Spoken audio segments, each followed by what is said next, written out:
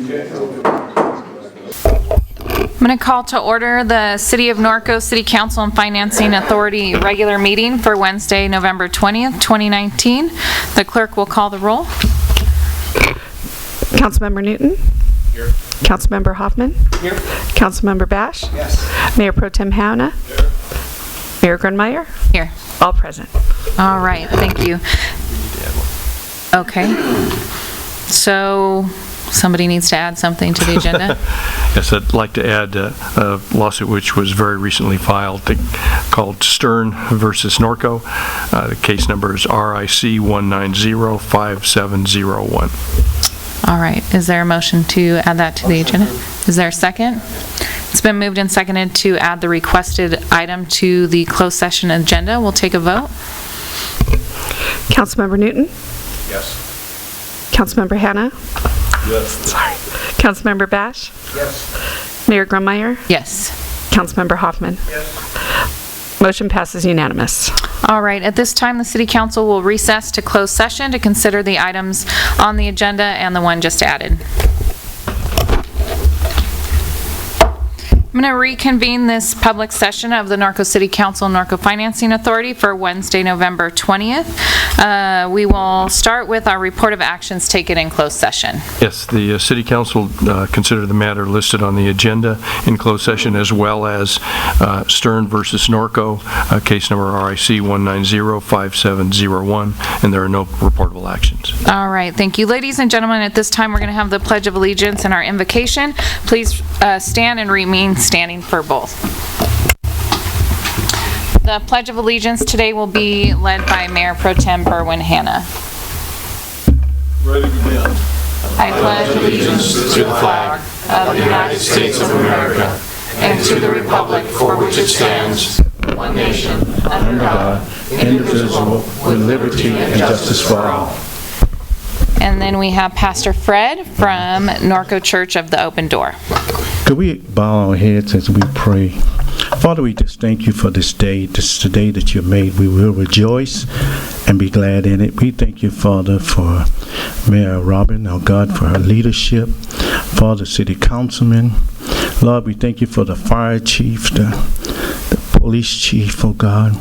Lord, everyone who's involved with this great city to have it govern the people as God, as you would have them to be governed.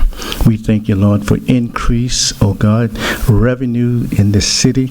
I pray, Father, for unity for this council board, oh God, that they will be united on the front, oh God, to get the job done. And I pray that you said in your word in Proverbs 3, verse 5 and 6, that we are not to lean on our own understanding, but acknowledge you in all our ways, and you would direct our path.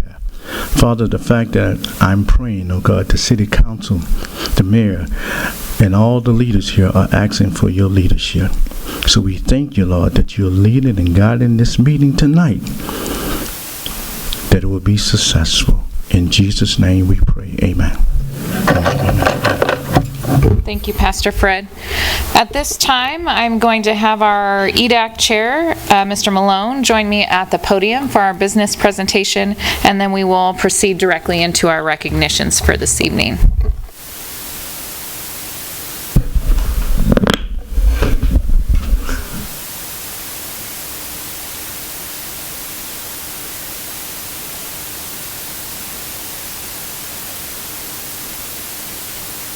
Hi. Good to see you.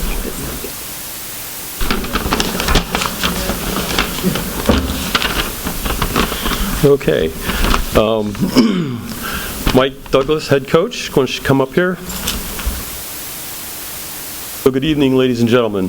I'm Patrick Malone from Norco's Economic Development Advisory Council, and I'm here to assist Mayor Grunmeyer with the presentation of this month's Business Appreciation Award being presented to CrossFit Pandemic. It's a timely award because this month is National Veteran and Military Families Month. It's time to acknowledge and honor the tremendous sacrifices, service, and contributions of our military families and make and provide.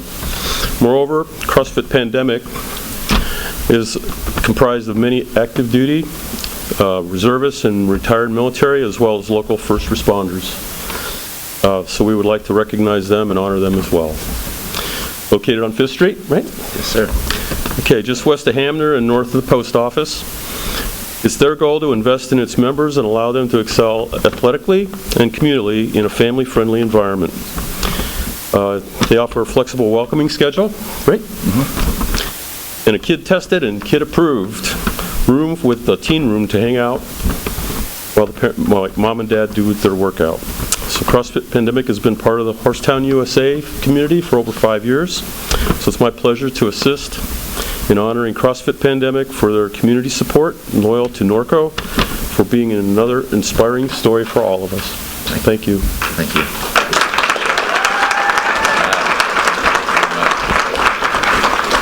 So, on behalf of the City of Norco, I would like to present you with this plaque that says, the City of Norco hereby honors CrossFit Pandemic for its contributions to creating a healthy, fit community and its commitment to veterans, active service members, and first responders. Congratulations. Appreciate it. Thank you very much. If you'd like to say a few words. Oh, all right. First off, thank you. Thank you for all of our members and clients for coming out. Appreciate it and look forward to continuing to do business in the city of Norco and obviously providing a fit community and looking to kind of getting everybody fit and continue to do that. Thank you.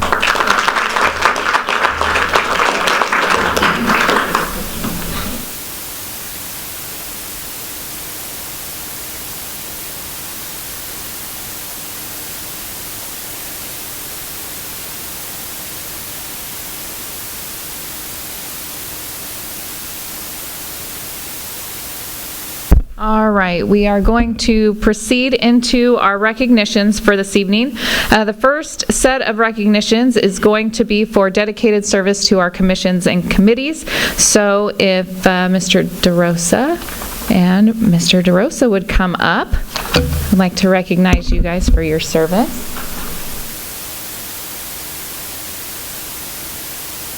You know how this goes. How are you? Waiting for directions. Oh, jeez. All right, ladies and gentlemen, both of the DeRosas here have served the city of Norco on a couple of our commissions. Mr. DeRosa served the Norco community on the Economic Development Advisory Council for over 3 years and did serve as the chair, so we'd like to recognize him for his contributions. Congratulations. And Mr. DeRosa also served proudly on the Historic Preservation Commission for 1 year, and we would like to thank him for his time and dedication as well. So now we get picture time. So picture time again. Would you guys like to say anything real quick? Sure, I know. Thank you very much, Madam Mayor and City Council, and all of those present that serve the city. We have lived in Norco for 6.5 years, and we have very much enjoyed the uniqueness of Norco and the accessibility of our mayor and our City Council, regardless of who's mayor. They've all been accessible. City Council's been accessible, and it's a small town feel. The richness of this city is very, very special and unique, and we feel extremely privileged that we were able to experience Norco this way. So thank you all very much.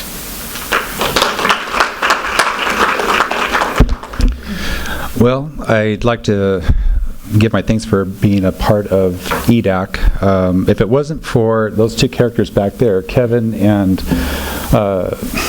what's her name? Greg? Yeah. No, I'm just kidding. I'm kidding. Knocking on my door back in, I think, 2013, pleading to put their sign in my front yard to vote for them, it probably never would have happened. And being on EDAC, and I don't know, show of hands, how many people really know what EDAC is in this room?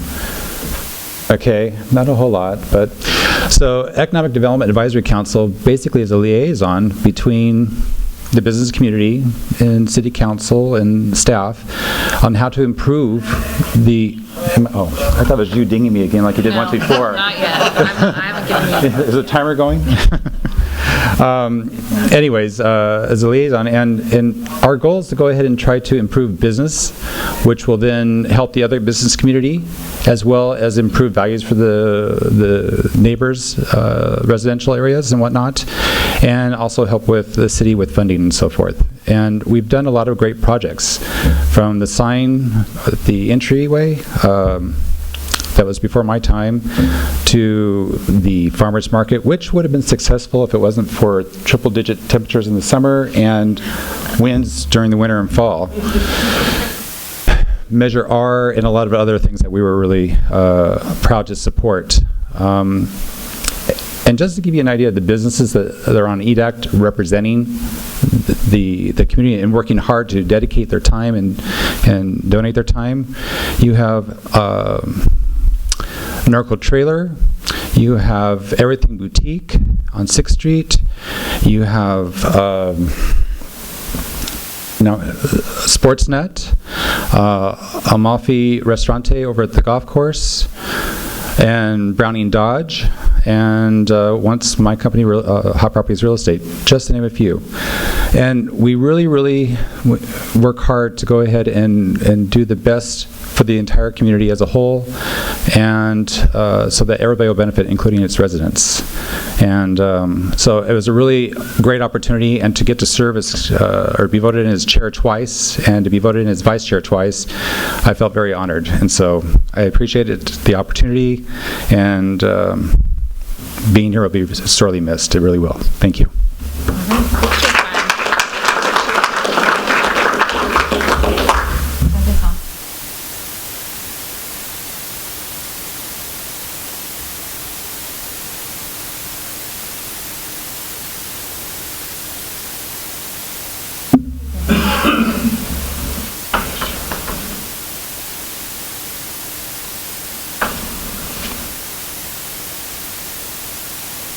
So next on the agenda is the recognition for the Norco High School Skills USA Champion Award winners.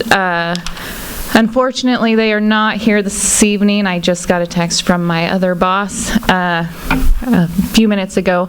We have one student at a basketball game, one student is in college in San Diego and couldn't make it up, and the other one is unavailable. So I want you to know that Norco High School Skills USA is a career technical education student organization, and they go and compete in different types of competitions, from welding, job interview, to robotics, and everything in between. This particular group of young men, there was a team of 3 of them, won the state competition in design manufacturing and went on to win the national competition for design manufacturing from Norco High School. So really a big deal, and I'm sorry they couldn't be here this evening, but I will take the certificates back to work, and I will make sure that they get those next week or the week after at school. So thank you.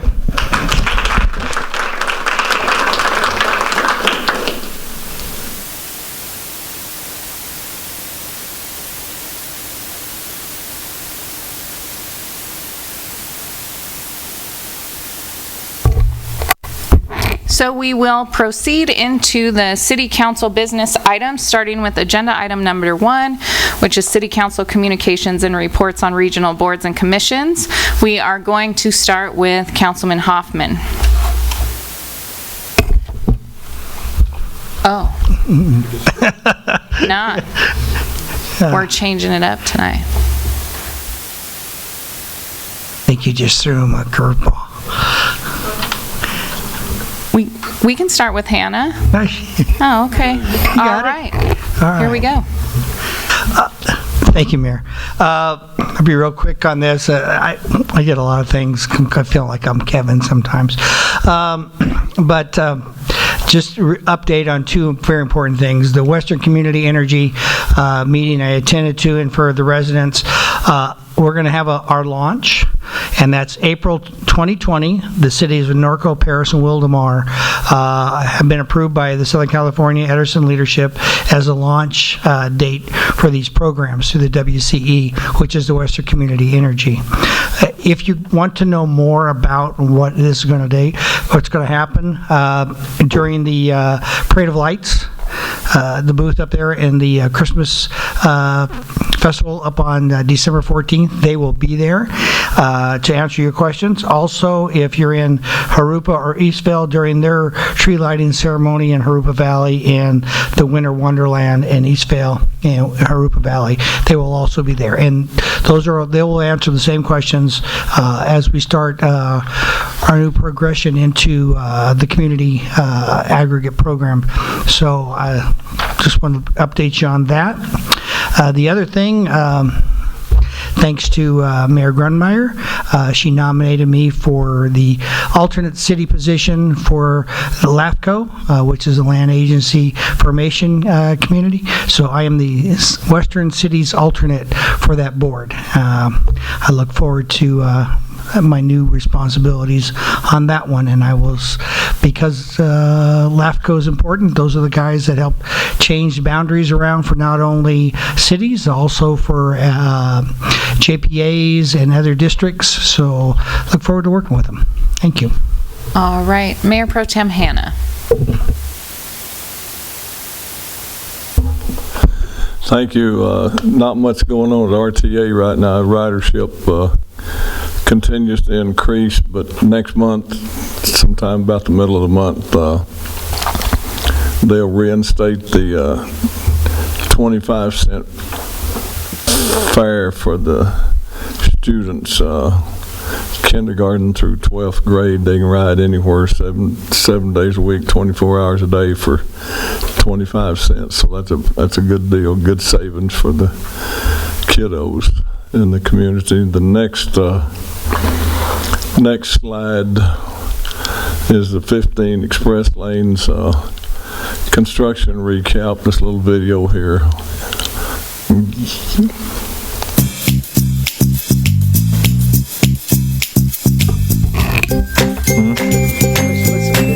Yeah, they do.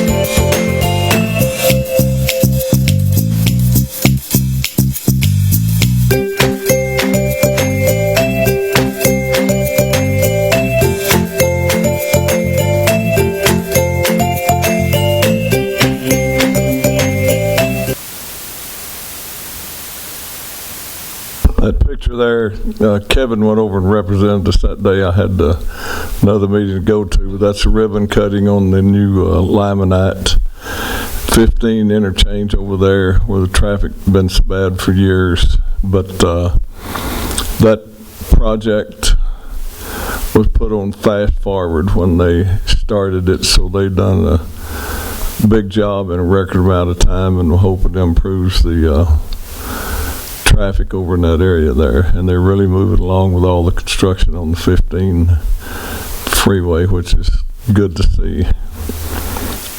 Then next we have vector report.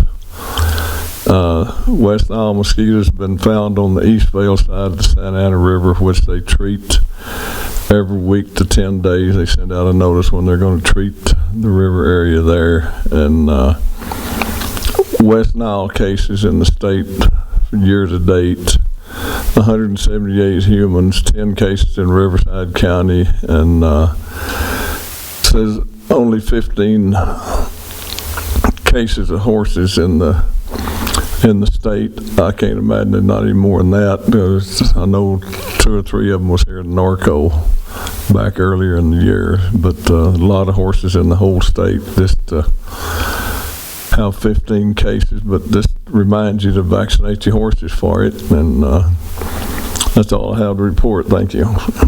Thank you very much. So we will move on to Councilman Bash.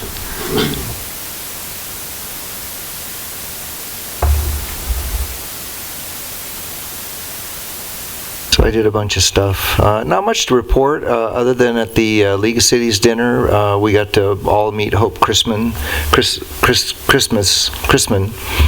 who's our PUC rep, and I got the idea that from our tour she wrote a very favorable, we can't see it because it's confidential, but she was very impressed with the idea that the high transmission lines might create quite a problem for us.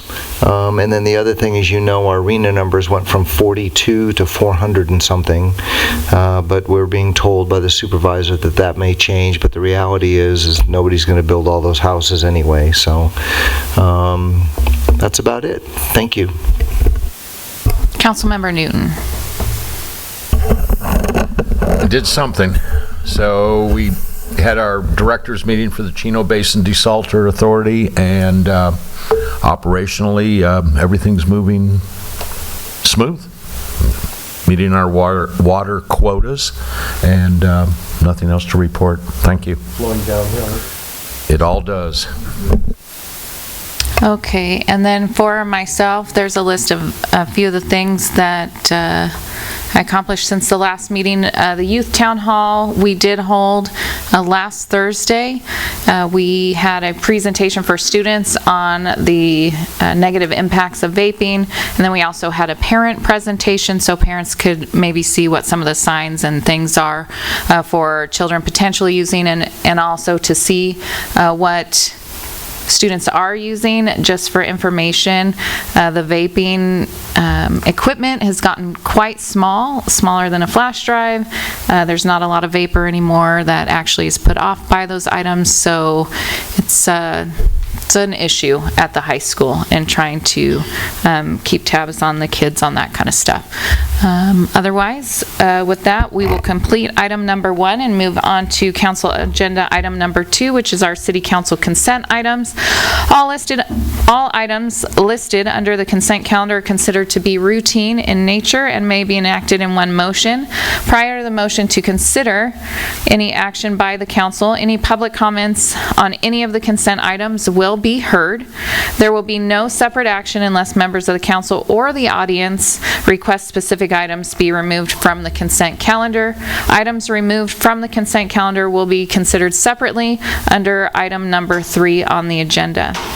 Are there any requests to pull any items? F.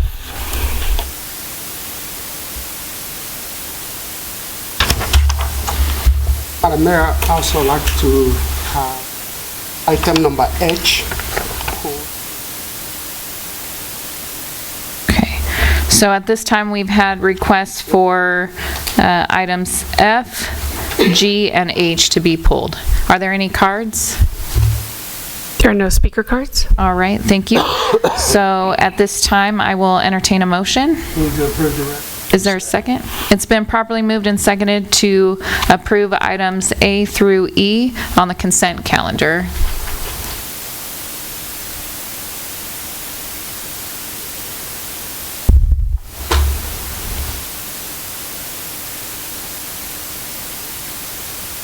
Please vote. Cheers. Motion passes unanimous.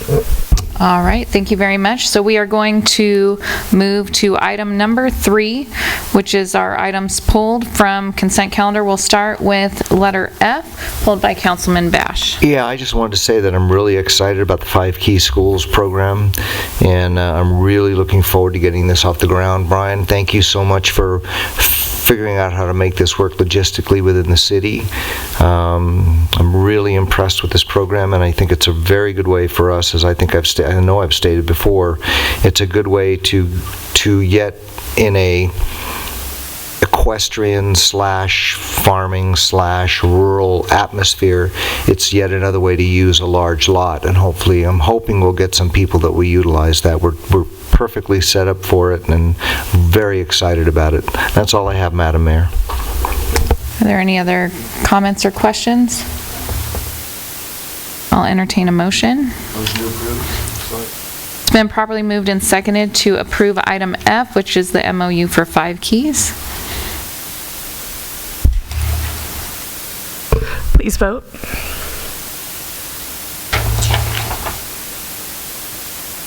Motion passes unanimous. All right, thank you. Moving on to item G, pulled by Councilman Newton. Thank you, Mayor. Brian, this is your report, so I'm going to direct my questions to you on this. Just a little confusing on the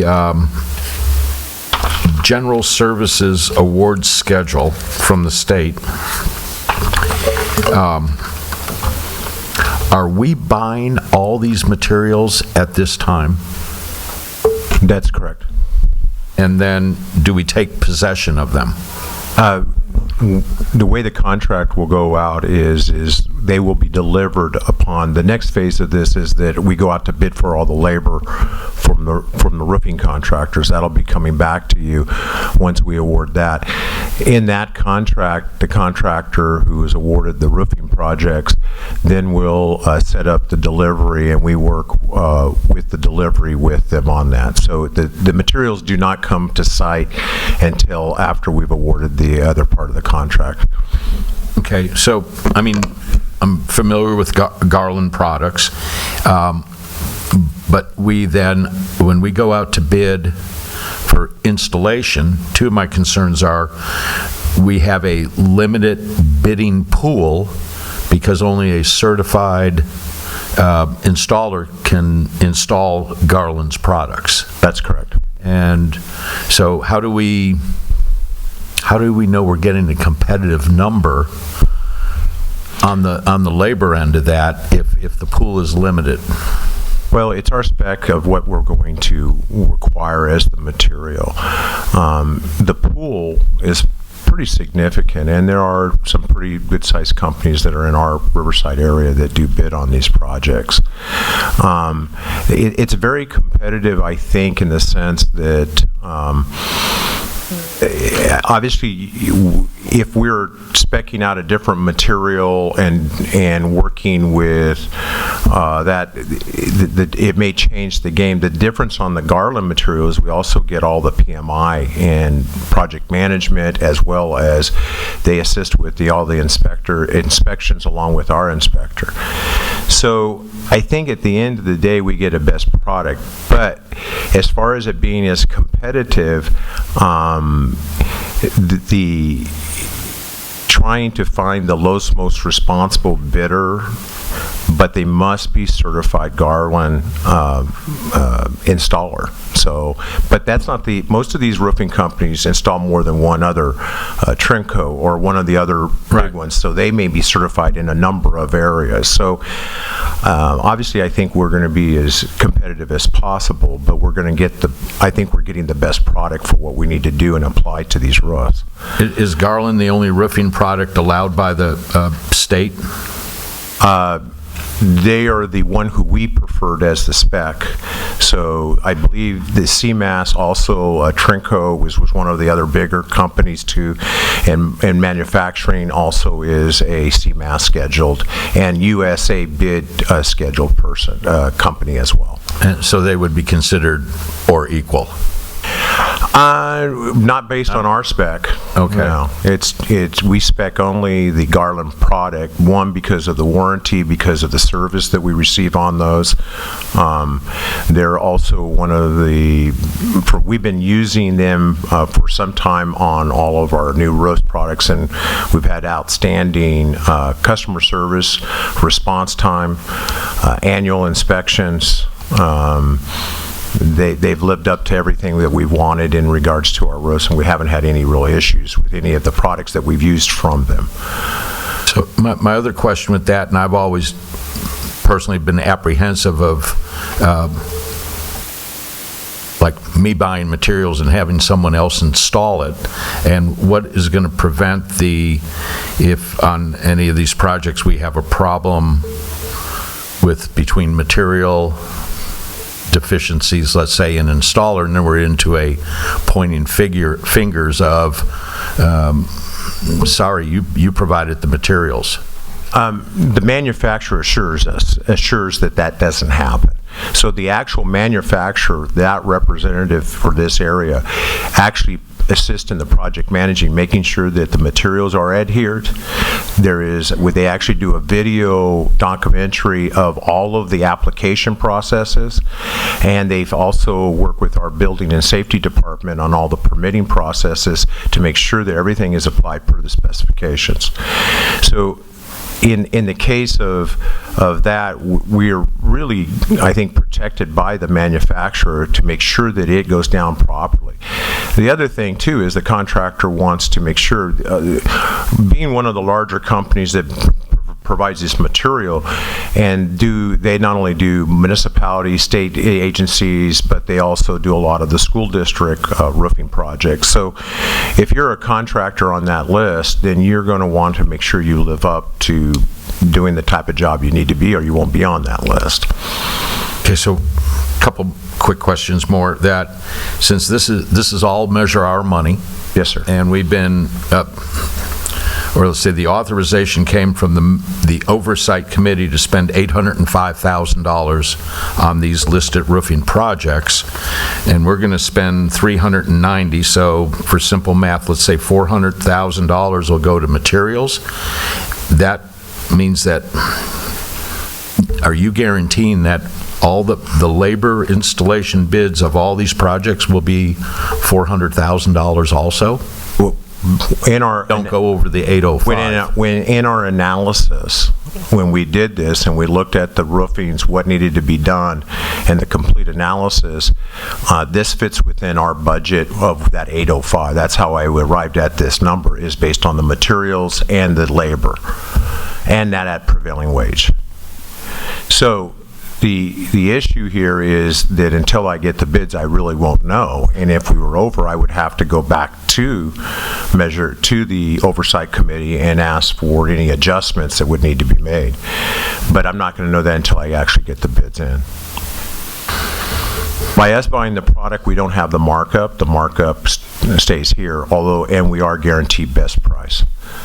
Okay, that's somewhat concerning to me. And then kind of my last question, I do understand some of the immediate needs on these roofing projects, especially the fire stations, but on Riley Gym, kind of troubles me that I honestly feel we should be moving in, maybe looking at another direction with the gym, not only because of the roofing, but the age of the building, and I know we have some measure our concerns on flooring and insulation and things like that, just right now I don't like seeing Riley Gym in that scenario, but that's not my call. And my issue with Riley Gym is it leaks, and it creates during play and water, and we're putting buckets on the floor catching water. Sure. It becomes an issue and a liability for us. I just think my personal opinion is the building's inadequate in whole. I love the idea of looking at a new building somewhere down the line and looking at ways of funding it. I think that is a great plan for us to potentially look at as we move down the road. I'm just worried about the immediate need and the safety factor of having a roof that is basically leaks in several locations, and also we've had to deal with mold in that building as well as a result of those leaks. Thank you. Yes. So just so you know, at the end of this meeting, I'm going to be asking that we look at our gym situation. It's the most heavily used building literally in the city, but I think that it's been leaking and had problems since I first got on the commission in '96. So I don't like down the road. I want to bring the road up and see if we can do something about that. So I'm going to bring up the discussion later. Thank you, Madam Mayor. Any other comments or questions of staff? Okay, I'll entertain a motion. Is there a second? Second. It's been properly moved and seconded to approve item G. Please vote.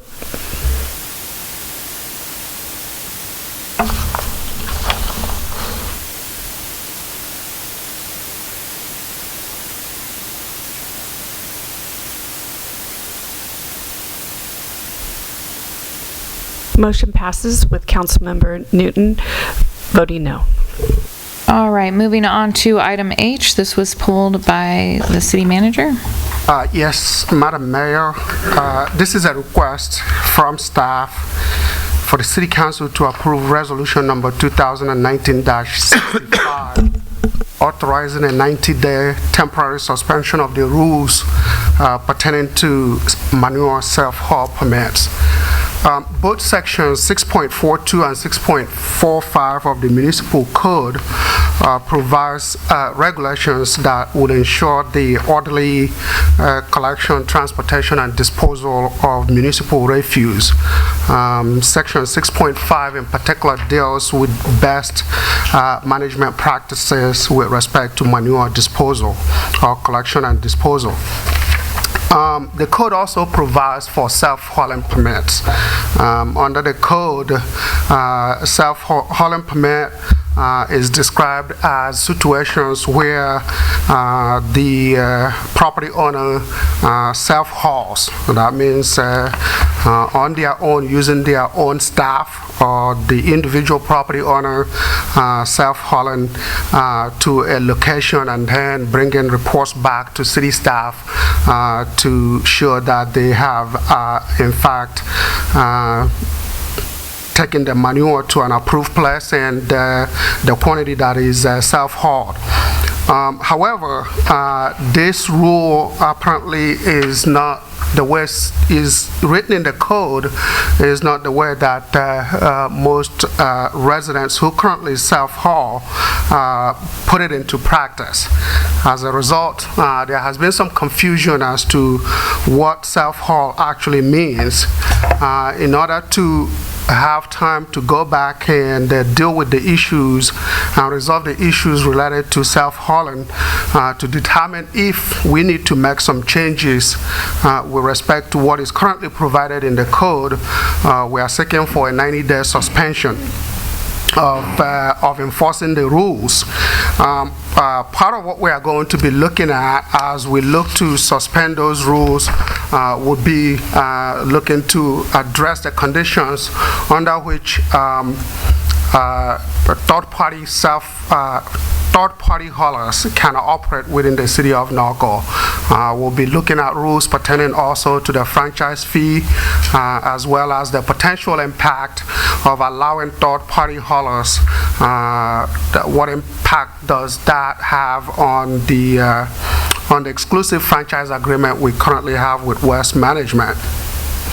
But in order to do that, I'm going to be asking for help from a couple of city council members to work with staff to review these issues related to self-hauling, to be sure that the rules are clearly defined and that the residents are clearly educated on what the process is. In addition to that, I do want to let everybody know that during this 90-day temporary suspension period, we are not going to be issuing any self-haul permits, and at the same time, we are not going to be enforcing the rules related to self-haul.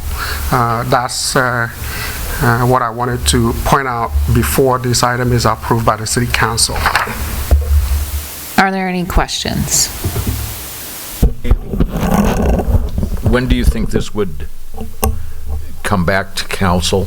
Do you want, you're going to appoint 2 council members to work with staff, but what would your target date be to bring back this entire item back to council? So no later than 90 days. Right. I suspect that it's going to be sooner rather than later.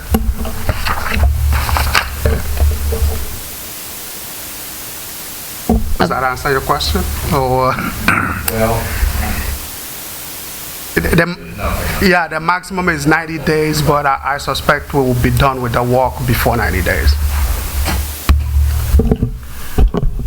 Madam Mayor, so in reference to 90 days, one thing, and I would just let the citizens know, the residents know, even though we're going to suspend the enforcement of the rules, that doesn't mean that they suspend hauling their manure out of their property.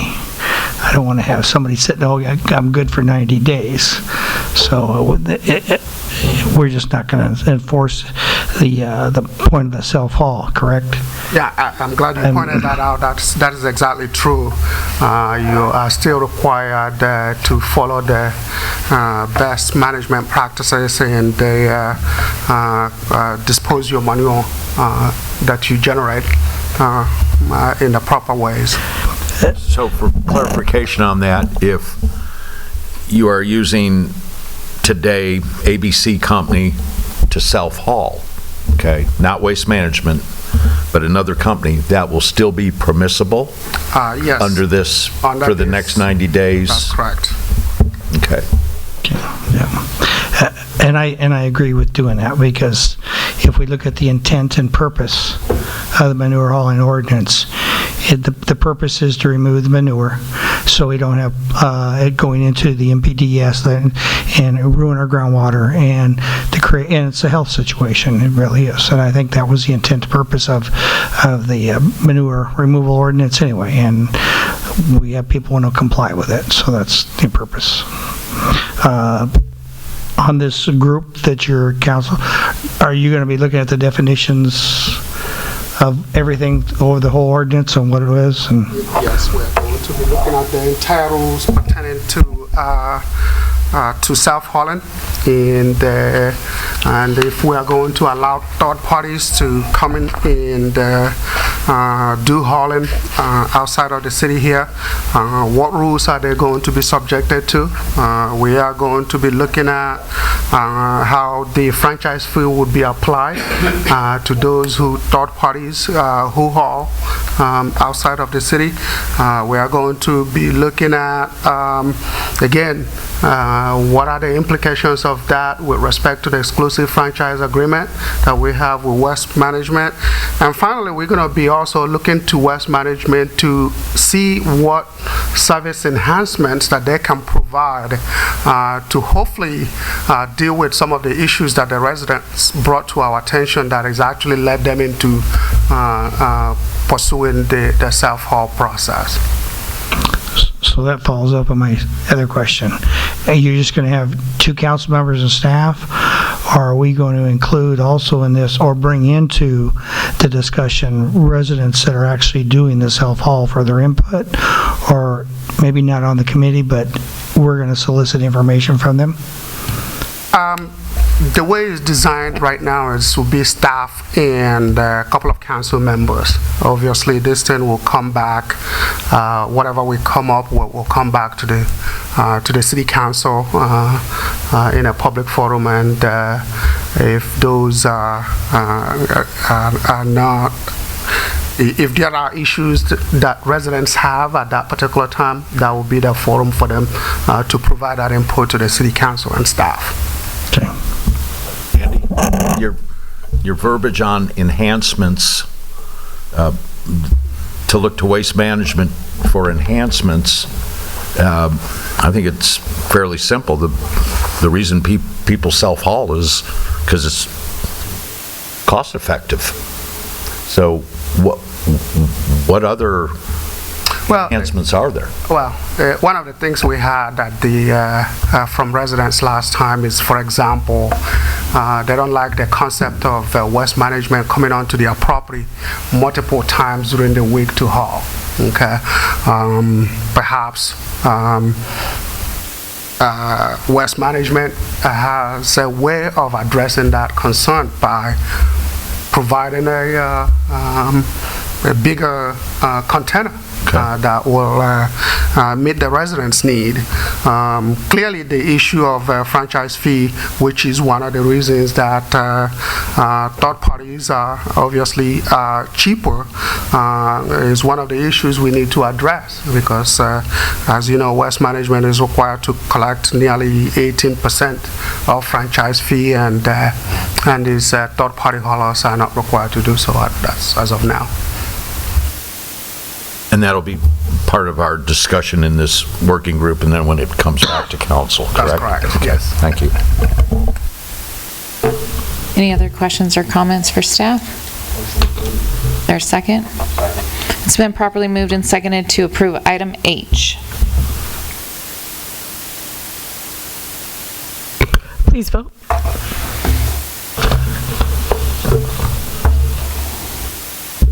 Motion passes unanimous. All right, we are going to move on to item number 4, which is public comments. This is the time when persons in the audience wishing to address the City Council regarding matters not on the agenda may speak. Please complete the speaker card in the back of the room and present it to the City Clerk so that you may be recognized. The Ralph M. Brown Act limits the City Council's ability to respond to comments on non-agendized matters at the time such comments are made. The City Council shall not discuss or take action relative to any general public comment. So, do we have cards? I've received no speaker cards. Any speaker cards? Last chance. All right, moving on. Agenda item number 5, legislative matters. No new evidence will be heard from the public as the public hearing has been closed regarding the items listed. We have item A, ordinance number 1053, which is a second reading for the updates to the fire code. Is there a motion to approve? Is there a second? Second. It's been properly moved and seconded to approve ordinance 1053. Please vote.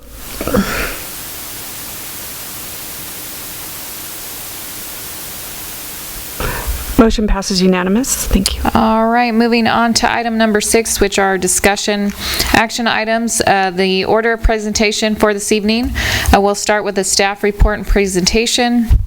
Council questions of staff. We'll move into public speakers for, against, and neutral. We'll bring it back to the council for discussion and action. So our first item this evening, item 6A, is our fiscal year 2018-2019 year-end budget to actual report. Yes, Madam Mayor, before we take up that item, I do like to reintroduce our county manager, who is now our acting finance director. Our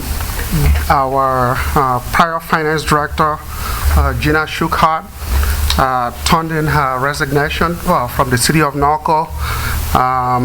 She's on special assignment. Her resignation will be effective on February 18, 2020.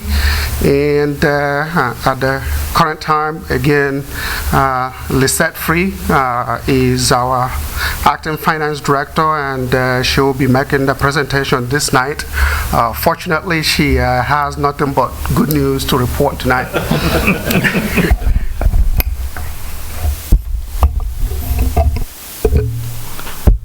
Hello, everyone. Excuse me. Never use this. So I'll be going over the fiscal year 2018-2019 year-end budget to actual report. Our audit is currently almost complete, and we'll be coming with our audited financial statements at a later date.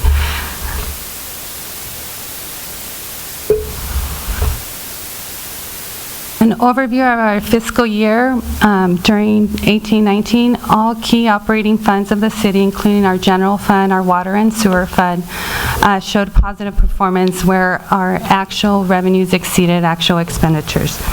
Actual general fund revenues exceeded budget, while our actual expenditures came in below budget. This combined with better revenue performance and lower expenditures in the general fund, resulting in an increased fund balance. And this is all thanks to all the departments that worked throughout the year and trying to do these cost savings.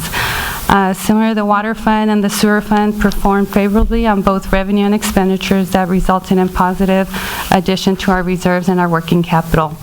As you can see, with our general water and sewer, all were over what we expected, with about $2 million to $2.5 million in each fund.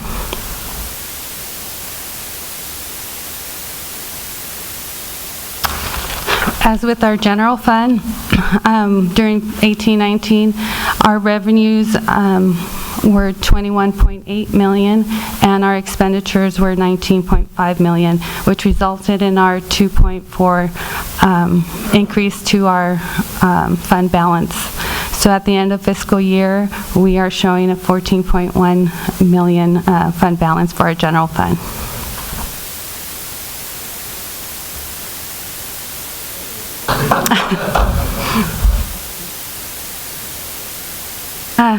As you can see with our general fund performance, when we started the fiscal year, it was adopted on June 20th, 2018, with a projected deficit of $1.3 million.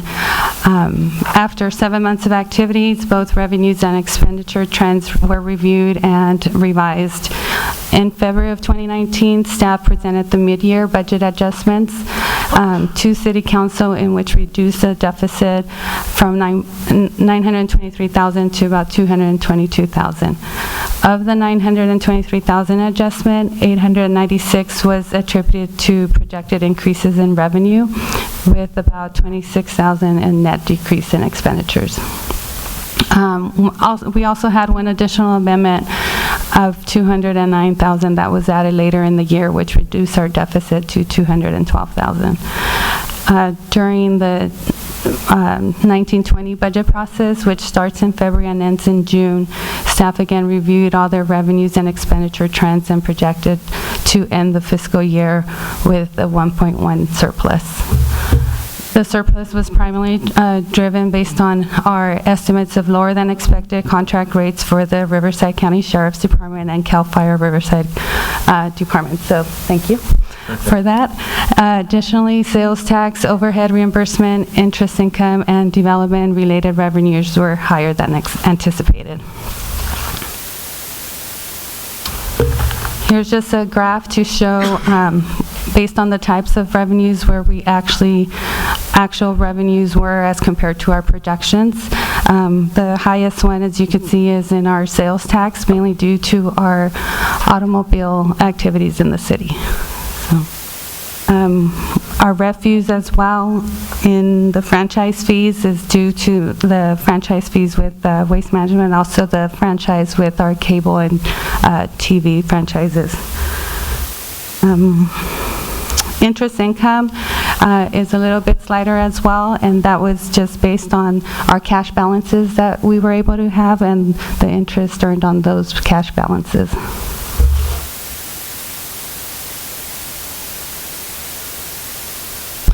During the last quarter of the fiscal year, beginning April 1st, Measure R came into play, and during the last quarter, we ended the first year with $135,000 in sales than we had anticipated, for a total of $1.2 million.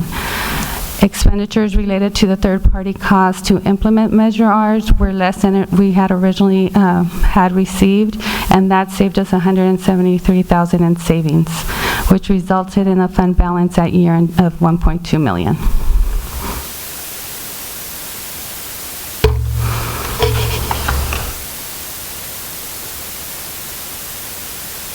So our fund balance performance overall of the city, which is for our rainy day fund, it provides a measure for the city's ability to mitigate future risks associated with providing important services in times of economic uncertainty. The City Council policy requires a minimum emergency fund to represent at least 25% of the general fund expenditures. During this current fiscal year 1920, we're estimating our general fund expenditures to be $21.6 million, resulting in about $5.4 million that is to be set aside as our emergency fund. As of June 30th of 2019, we estimated the total fund balance to be $14.1 million, which represents about 68% of our estimated general fund expenditures. So this is showing, we are starting the fiscal year with a good fund balance of $14.1 million.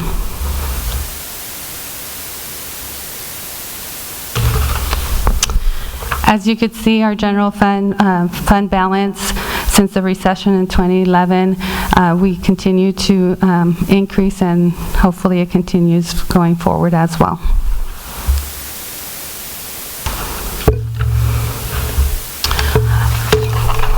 We have a special asset revenue fund, which was established in 2008. This accumulates revenues generated for one-time asset sales and special revenue receipts. During the fiscal year, we did have this surplus of land between the 60 freeway and the I-15 that was sold for $519,000. The fund balance of the special asset revenue fund had a cash balance of $2.1 million and a receivable balance of $3.4 million.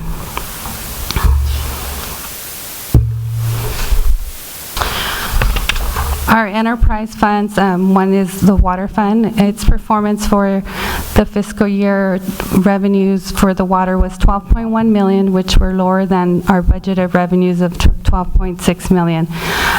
This was primarily due to the lower consumption from last winter rainy season. As you can see, this is our first rain this year, so. Our water expenditures of $9.6 million were lower than budgeted of $10.7 million and by $1 million, and that was primarily due to savings in the water purchases, operations, utilities, contractual services from a treatment facility being under repair. Because the total actual revenues were more than actual expenditures, working capital increased. So at the end of June 30th, the water fund had a working capital balance of $3.6 million.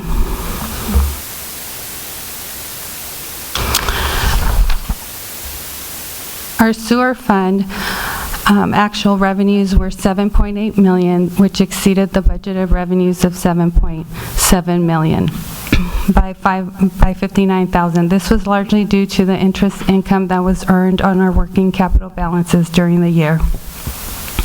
Total sewer fund expenditures of $5.8 million were lower than budgeted amount of $6.3 million by $500,000.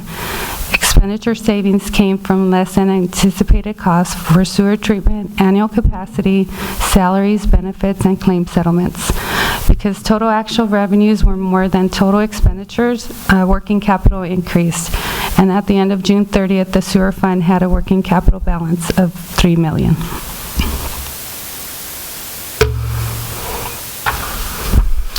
As for our capital funds projects, these are used to account for financial resources and uses pertaining to the acquisition and construction of our government infrastructure and other assets such as streets, storm drains, public buildings, trails, park improvements, water and sewer infrastructure. Except for the water and sewer capital projects, which are funded with our ongoing revenues derived from user rates, other capital project categories have no dedicated ongoing revenue sources. Street, public facilities, parks, and trails are estimated to have minimal available balance beyond fiscal year 1920 to provide for future capital projects. However, with the passage of and implementation of Measure R, our limited funding will continue to be available for these capital projects if approved. On our next screen, we have what our capital projects funds for the fiscal year and what we ended up with for at the end of 1920 and what we expect that's available.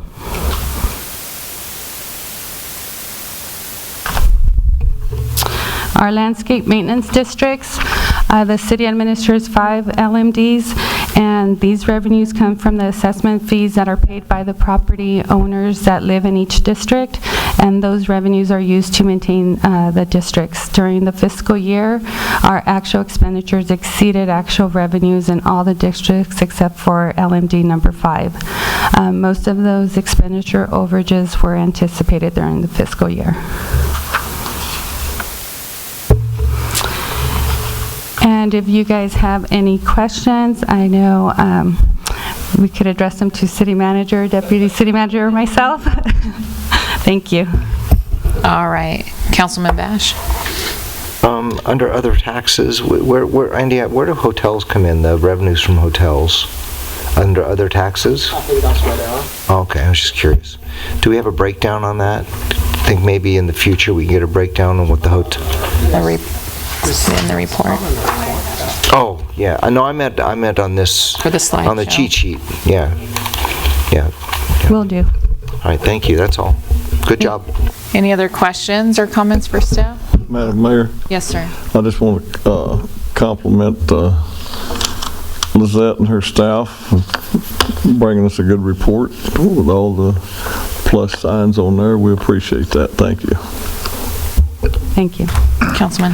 I do have a question on the LMDs, and to you or Brian, so probably Brian. Brian, yeah, for the fiscal year 18-19, actual expenditures exceeded actual revenues in all districts except for LMD 5. 5 is probably at a point where they're going to need to be redone, correct? we got a 218 hearing or not? Actually, LMD 1 and 3 are the ones that'll be looked at this upcoming year for us. Well, let me explain that a little bit. The reason why they're a little higher is the rain season that we had last year. Right. And that caused an increase in cost for beyond what is normally in the contract. So those things were picked up. You also will see in your mid-year budget an adjustment because we will start paying back out of LMD2. The funds there'll be a transfer out of that fund to the general fund to start reimbursement, and that'll be based on our calculations. At least at right now, we were planned at about 5.5 years for full reimbursement. That'll probably go around 6 based on the way it is.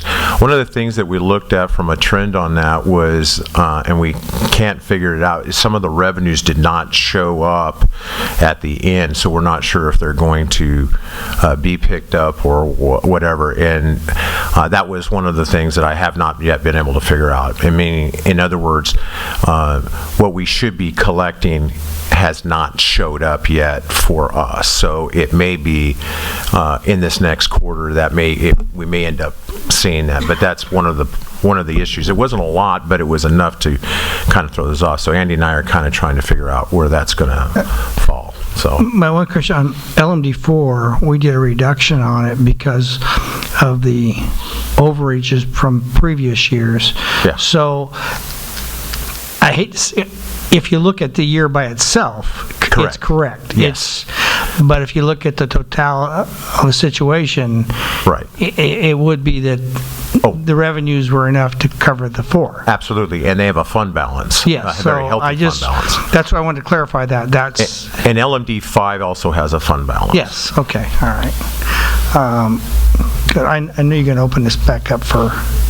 Okay. Thank you. I'll wait until after that. Thank you.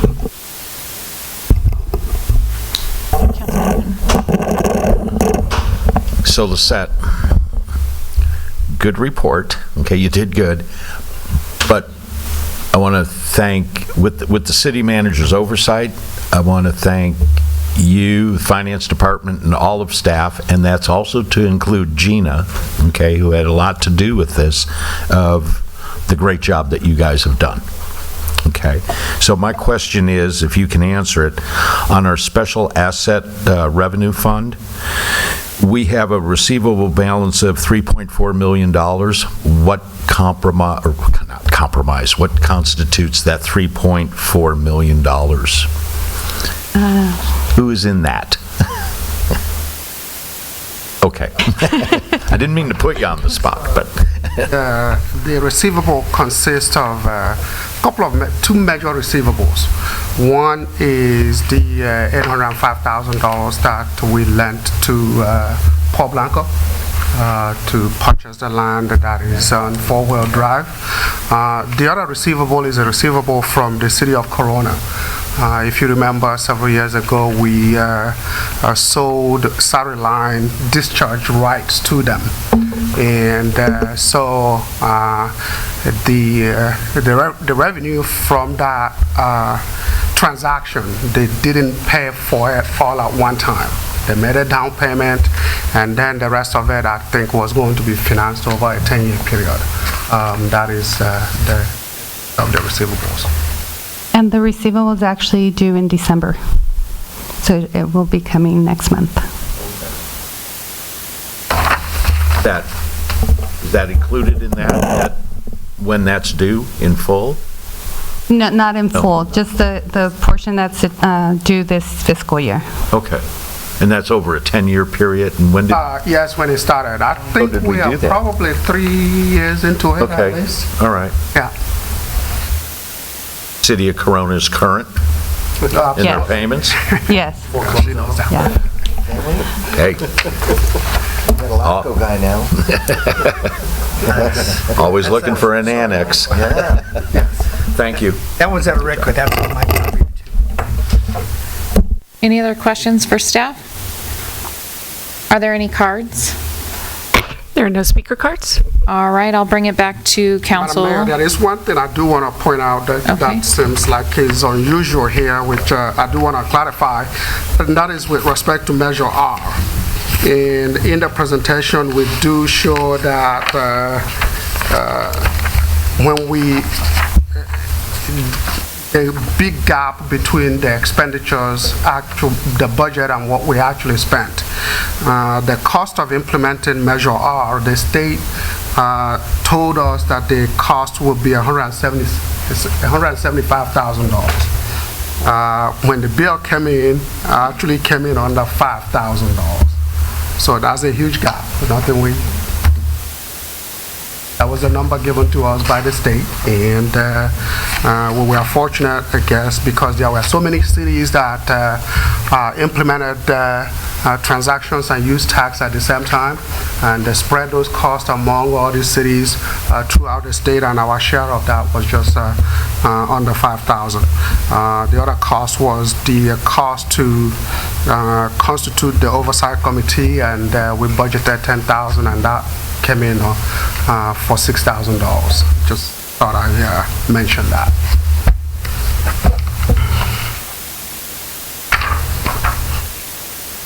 All right, so it's back to council for discussion and action.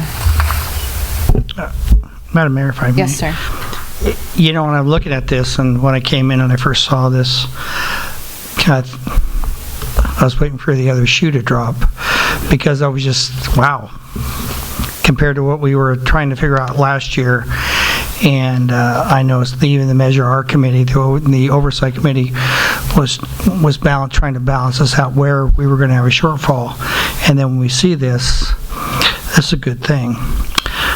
But at the same time, and this is a good reflection on all the staff and all the directors, how they've kept the costs down and operated the way they're doing.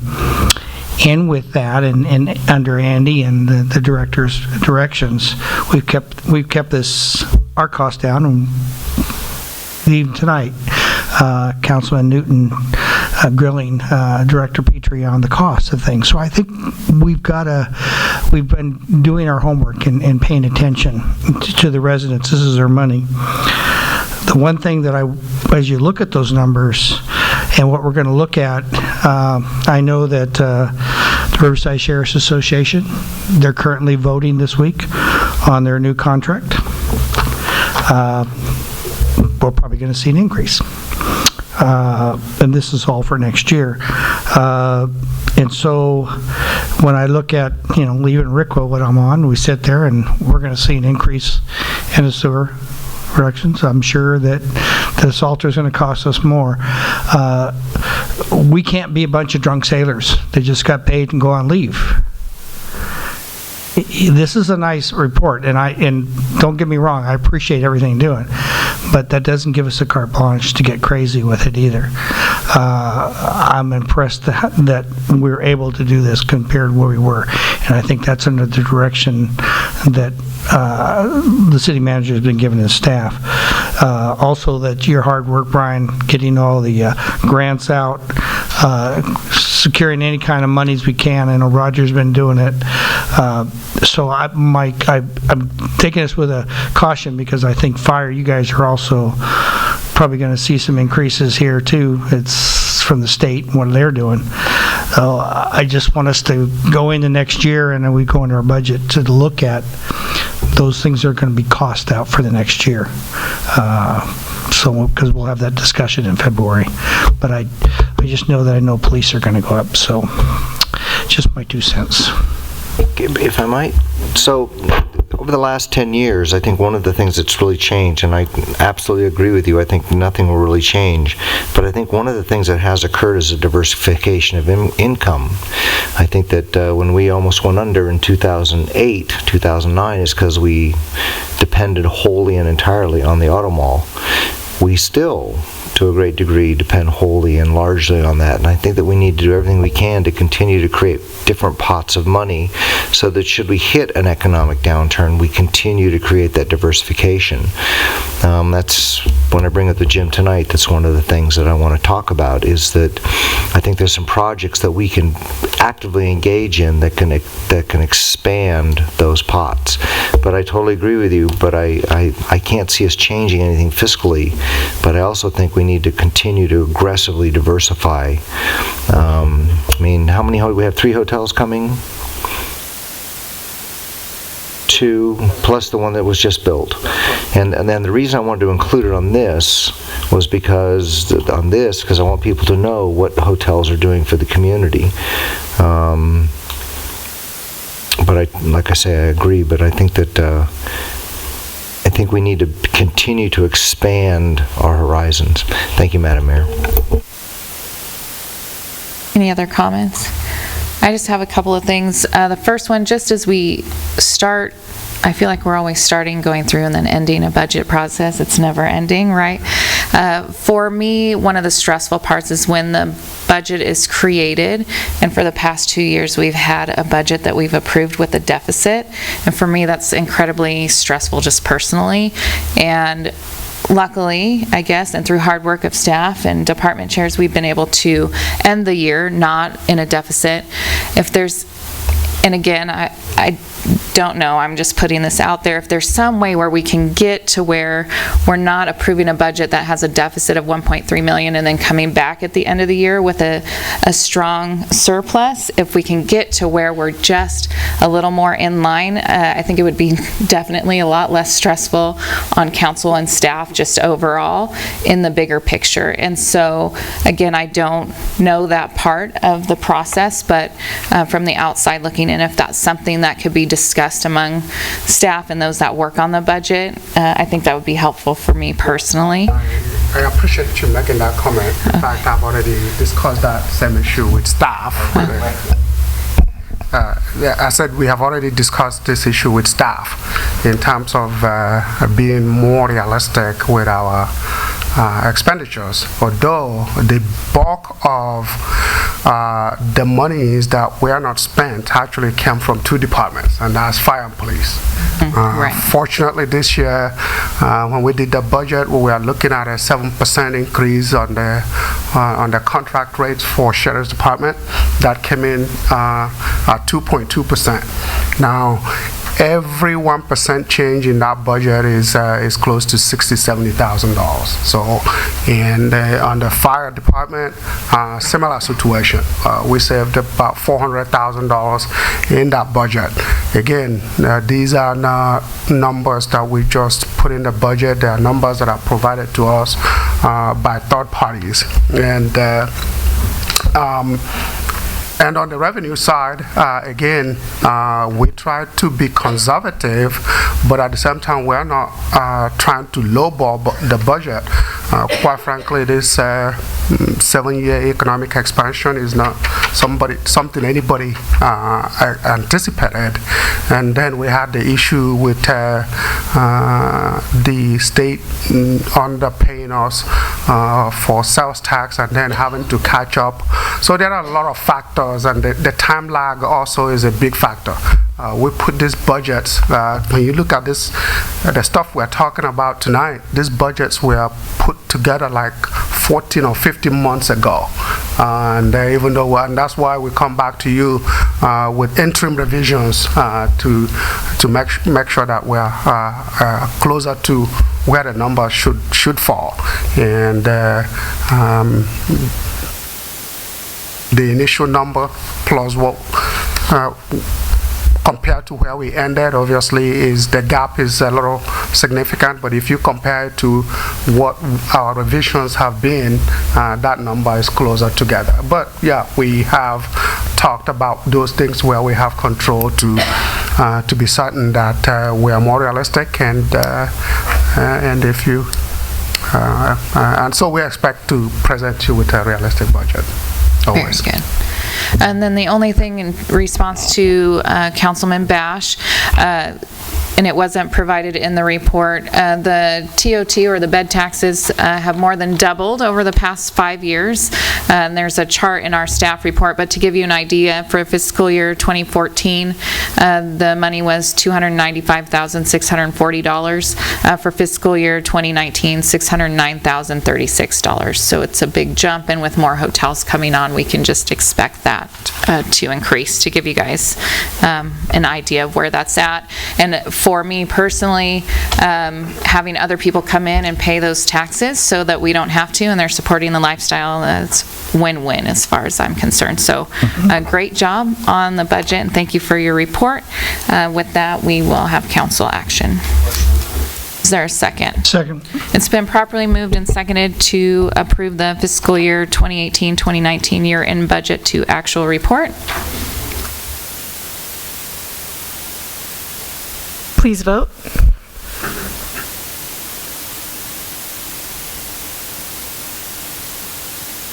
Motion passes unanimous. All right, moving on to item 5B, temporary keeping of additional animal units above what is allowed per the zoning code for daytime horse and dog training operations. Mr. King. Thank you, Madam Mayor, members of the City Council. This is an item we're bringing to you as requested for discussion and direction, and it involves the practice where we, as staff, we charge a conditional use permit fee of $79 per additional animal that is over what is allowed per the zoning in the code. For example, generally the number of horses that are allowed in the city per lot, or based upon lot size, is 5 horses per 20,000 square feet. And then the number of dogs allowed is 4 regardless of lot size. And if a property owner wants to have additional animals on their property, they have to pay a conditional use permit fee of $79 per animal. And what the code does is it defines additional animals as those that are receive food and water and or shelter on a lot. So if you're allowed five horses and you want to have an additional horse that is fed or watered and kept on that property, it requires that conditional use permit. Now, what we also do is for daytime operations where the animals are not kept overnight, and where training operations have a tendency to exceed the allowed number of animal units for that lot, we still go ahead and charge the conditional use permit fee as a measure to protect the neighboring, the neighbors around the site where the training's occurring. And the reason for that is to protect the neighborhood from abuses, noise impacts, illegal parking, well, not even illegal parking, just parking that makes it tough to maneuver within the neighborhood, to control animal safety for the animals themselves and for other people that are using trails, and trail safety. So we do charge that fee for a daytime operation when they need additional animals than what is allowed on that property.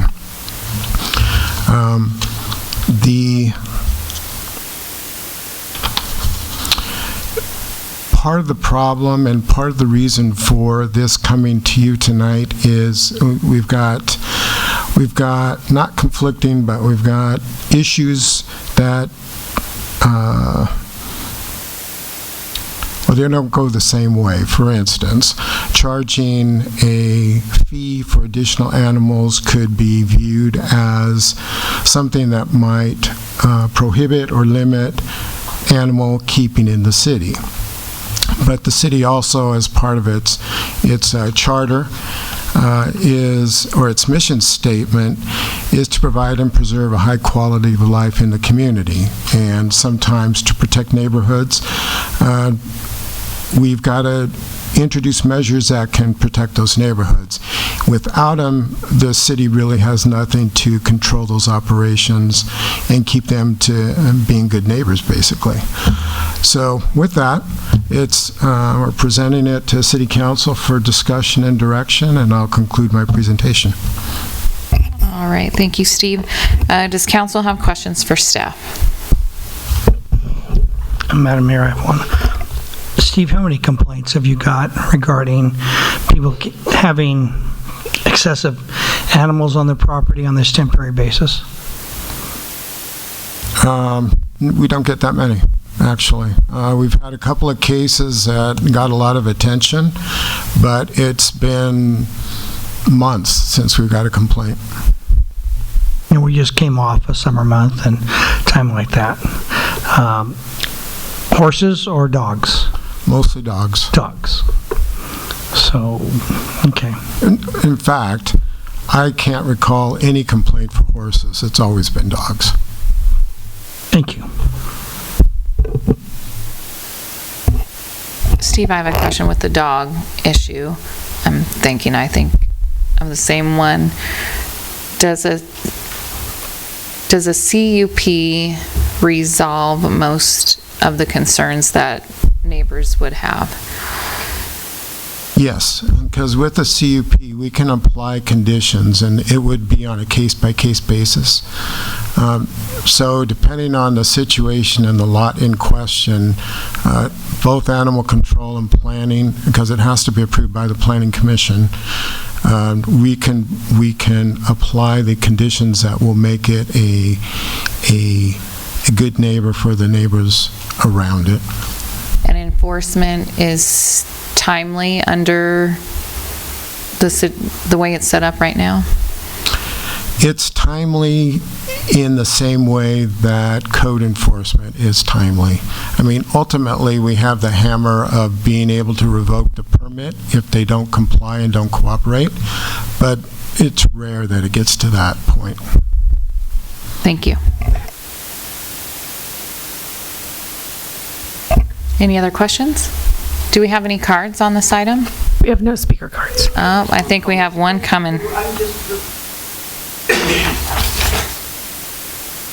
Bonnie Slager. Yeah, I'm not sure what this is all about, but as I read online what was on the agenda tonight, I had a couple of questions in that you mentioned this being commercial operations, but there's been times when I've had people stage for a parade at my house where we've maybe had 40 horses for the day. Is that somehow included in that? Or there's been times when I've invited people to camp in my yard for the weekend, and that brought additional horses, which might be on the number that are required, that are allowed on my property. So where this is not commercial, I just have a concern that as we invite friends to come here and ride on our trails and see what Norco's about, and ultimately some of those people have moved here with their horses, I'd hate to see any of that go away, and I didn't know if your proposed ordinance would anyway affect private individuals having extra horses for a day or a weekend, or if you're looking at totally commercial. Thank you. Thank you, Bonnie. All right, so do you want to address that, Steve? Yes, the CUP requirement is not applied to one-time events or when you have neighbors or friends coming from out of town to stay, even if it's overnight. The CUP would not be required for that. The CUP is only required for commercial operations that have steady and regular times during the week where they do exceed the number of allowed animals on the property for a business operation. Okay, thank you. Back to council for discussion. Kevin? So, I think I kind of started this. For me, it's an issue that we need to promote animal keeping, and there may be a cost to that. And so one of the things that came up is there's a dog trainer that's been training dogs for years. When we usually hear about horses is when there's a neighbor war. This was a new neighbor that moved in and somebody parked a quarter of their car in front of the driveway. So of course they turned him in. And in that process, we discovered that every time he brought a dog onto the property, it was an additional fee that was pretty expensive. And that began to open the discussion that boarding stables, people boarding horses, things like that, but mainly trainers who maybe just for the couple of hours a day that somebody comes to their property and they train.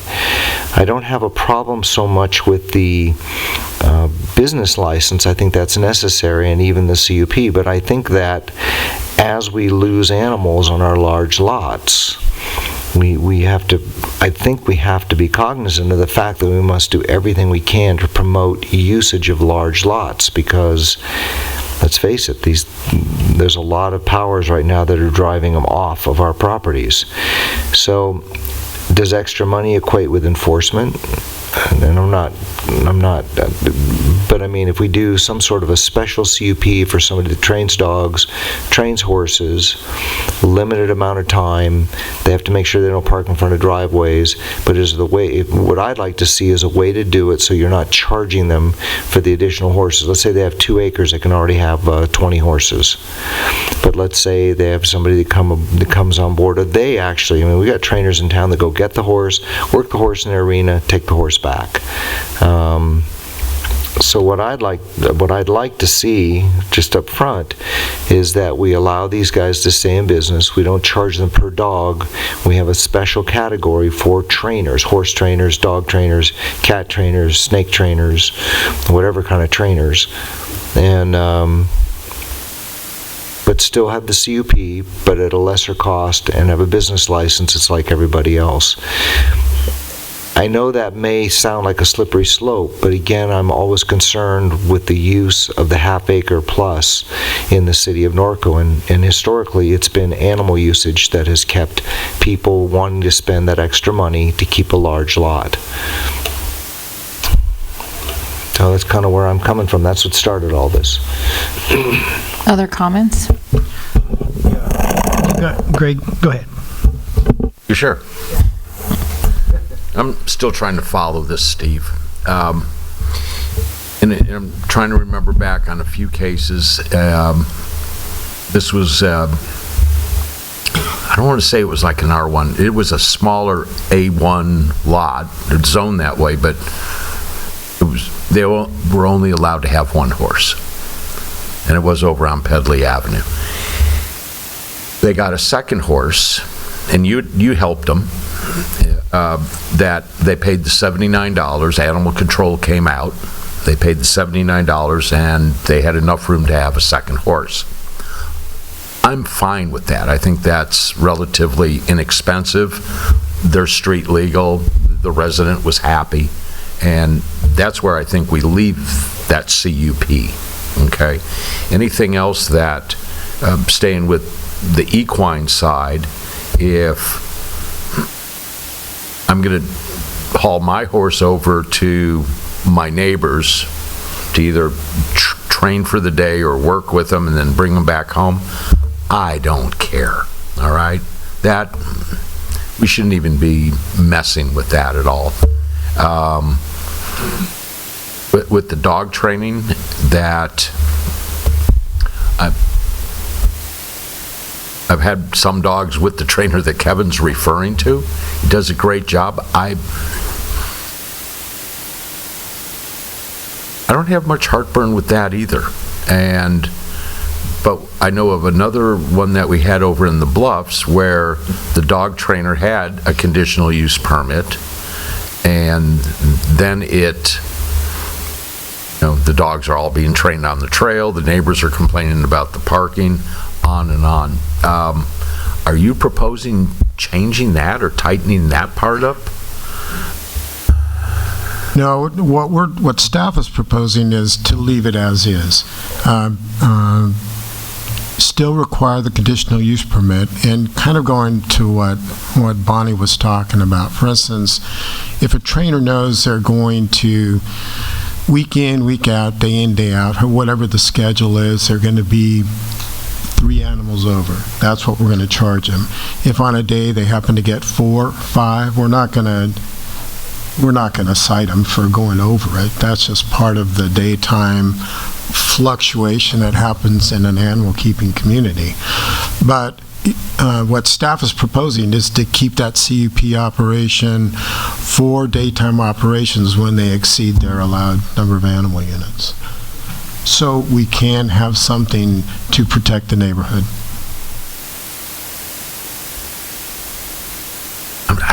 I don't know why I'm hitting a blank spot on this. I have a conditional use permit to have 10 horses on my property. Okay. I'm allowed 5. I got a conditional use permit to have 5 more, correct? Correct. In that scenario, I bring an additional horse on for the day. You want to charge me a fee for that? No. Is that what you're saying? No. It's just everything is cool. You will apply for what you need for your training operation. If it's 3, 4, 5, whatever it is, if it gets approved, if one day you happen to have 6, we're not going to cite you for that. Okay. It's just based upon what you think your training operation is going to need. If my property is allowed to have, by right, 5 horses, I can train 5 horses and I don't need a conditional use permit. Correct. Is that correct? Correct. So I think you ought to watch Bonnie's property, because when she has, people staying over, it's packed over there. We'll watch her. Yeah, it gets pretty rowdy in that part of town. I think the thing to add is that that's from the commercial side, someone who's running a business. Right. Bonnie's is really more recreational. No, I know. Well, we think, anyway. Yeah, right. Councilman Hoffman. I'm looking at this, and you said it all. It's the dogs. It is. Because the last time I checked, this is still Norco, supposed to be Horsetown, USA. You put rules, and the more rules we throw on these people, and the more requirements we put on people, the less horses you're going to have in this town. We got guys that have ropings on their property. They keep those horses come in for the day, and there may be 10 or 12 horses there. People bring there. They're going to be there for the day. They're going to rope. Horse shows. People have backyard. They have the horse shows. If the problem was with the dogs, as what you just told me earlier, then let's address the dog issue, because that's what it sounds like. And I'm for you taking us back to the drawing board and deal with the dog issue and leave the horses alone.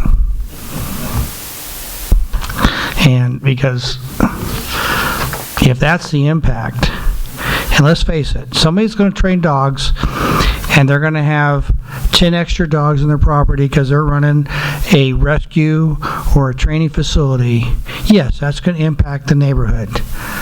10 dogs are going to bark a lot more than 10 extra horses are going to whinny.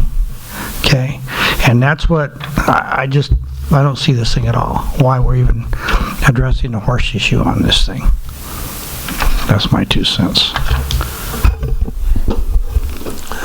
I'll agree with Councilman Hoffman on that. I think this is just another way that the city is trying to gouge the horse people.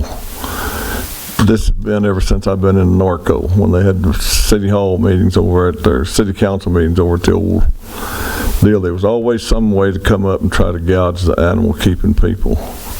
And I don't see a problem like when I used to have my roping steers. I had 12 steers. I kept them next door at my neighbor's because he didn't have any animals over there and eat his weeds. I had 8 horses, and then I'd have 5 or 6 people come over 3 times a week and rope.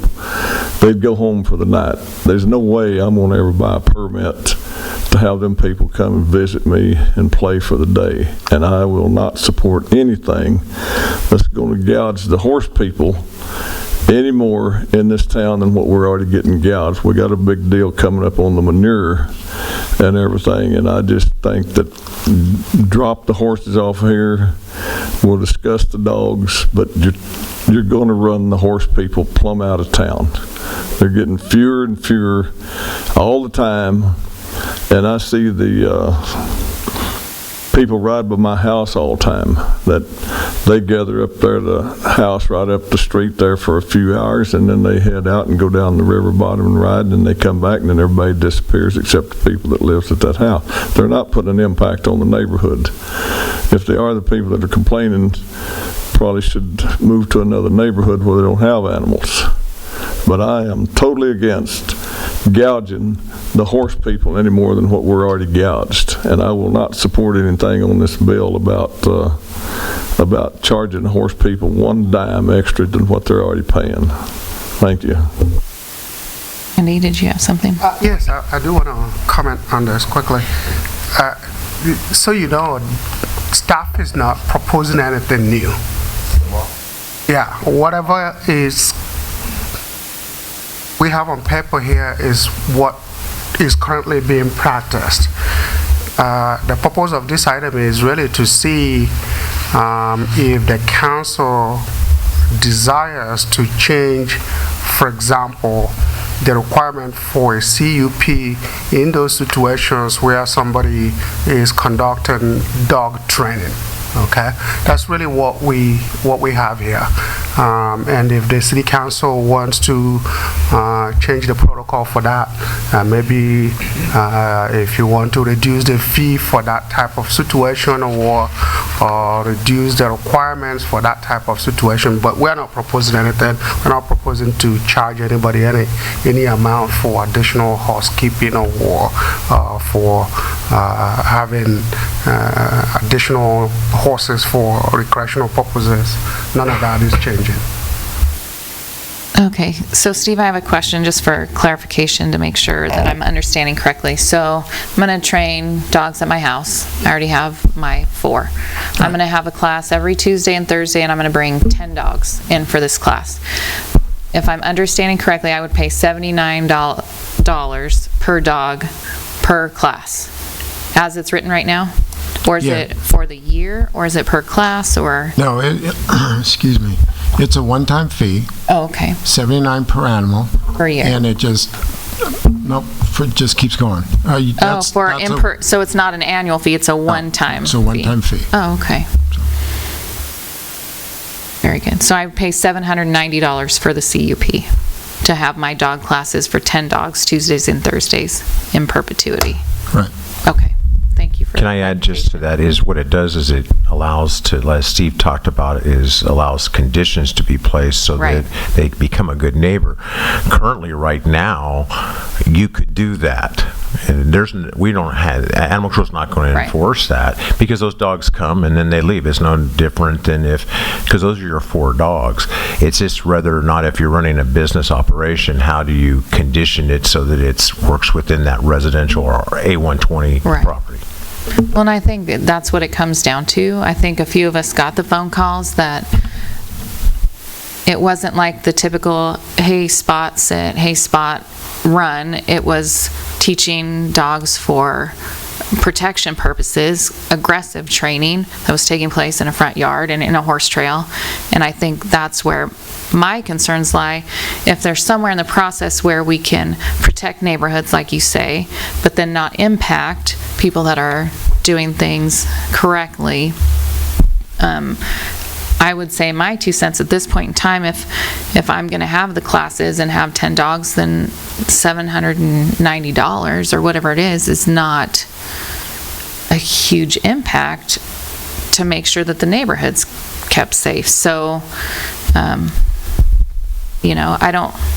don't know if that $790 is in perpetuity for that business. I'm sorry. Go ahead.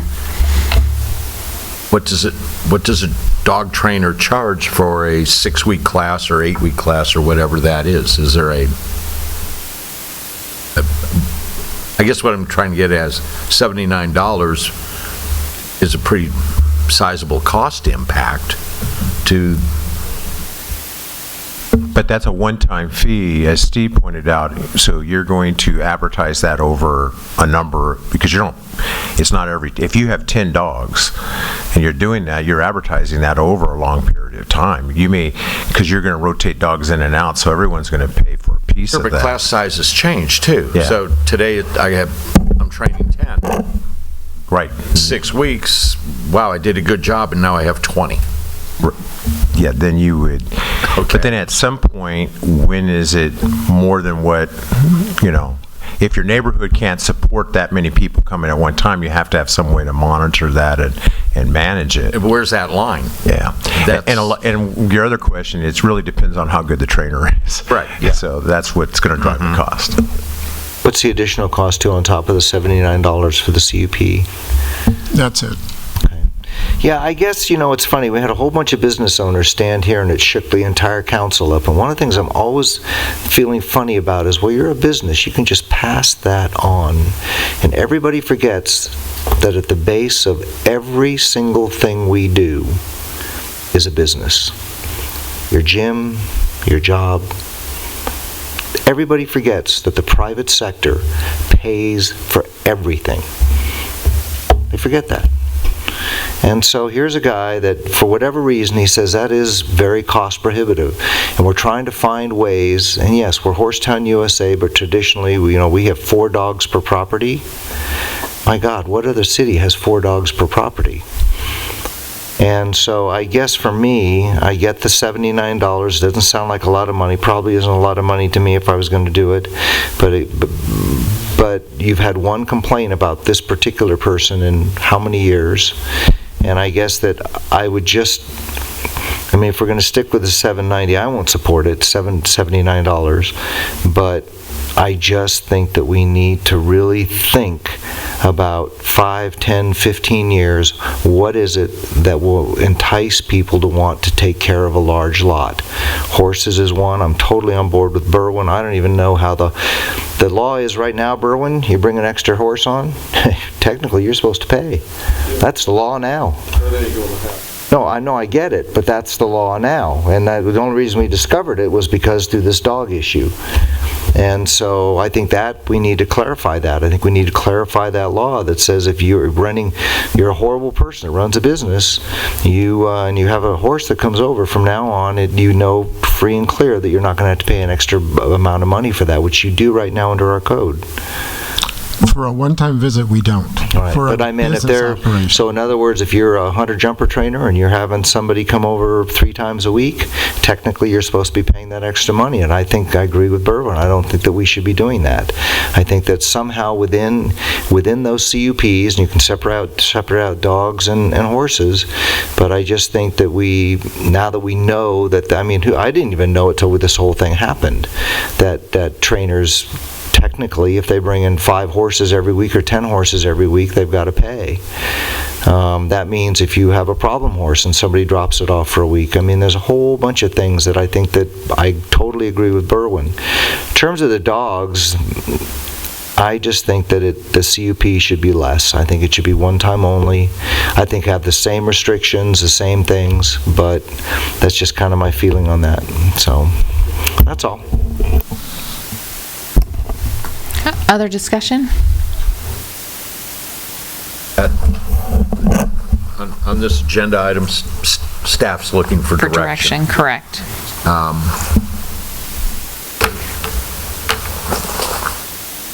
I guess we have to formulate a direction and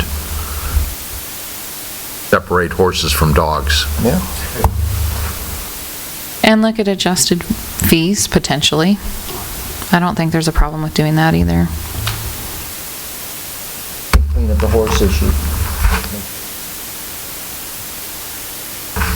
Is that enough direction, Steve? Yes, we'll separate horses from dogs, address dogs, and leave the horses alone. And come up with a different fee. Less rules. How about this? Less rules.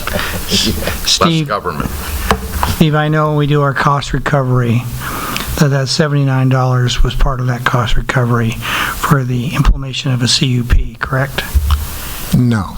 No, that's reduced because a traditional conditional use permit It's quite a bit minor more, right. is $3,500. Okay. So this was adjusted down in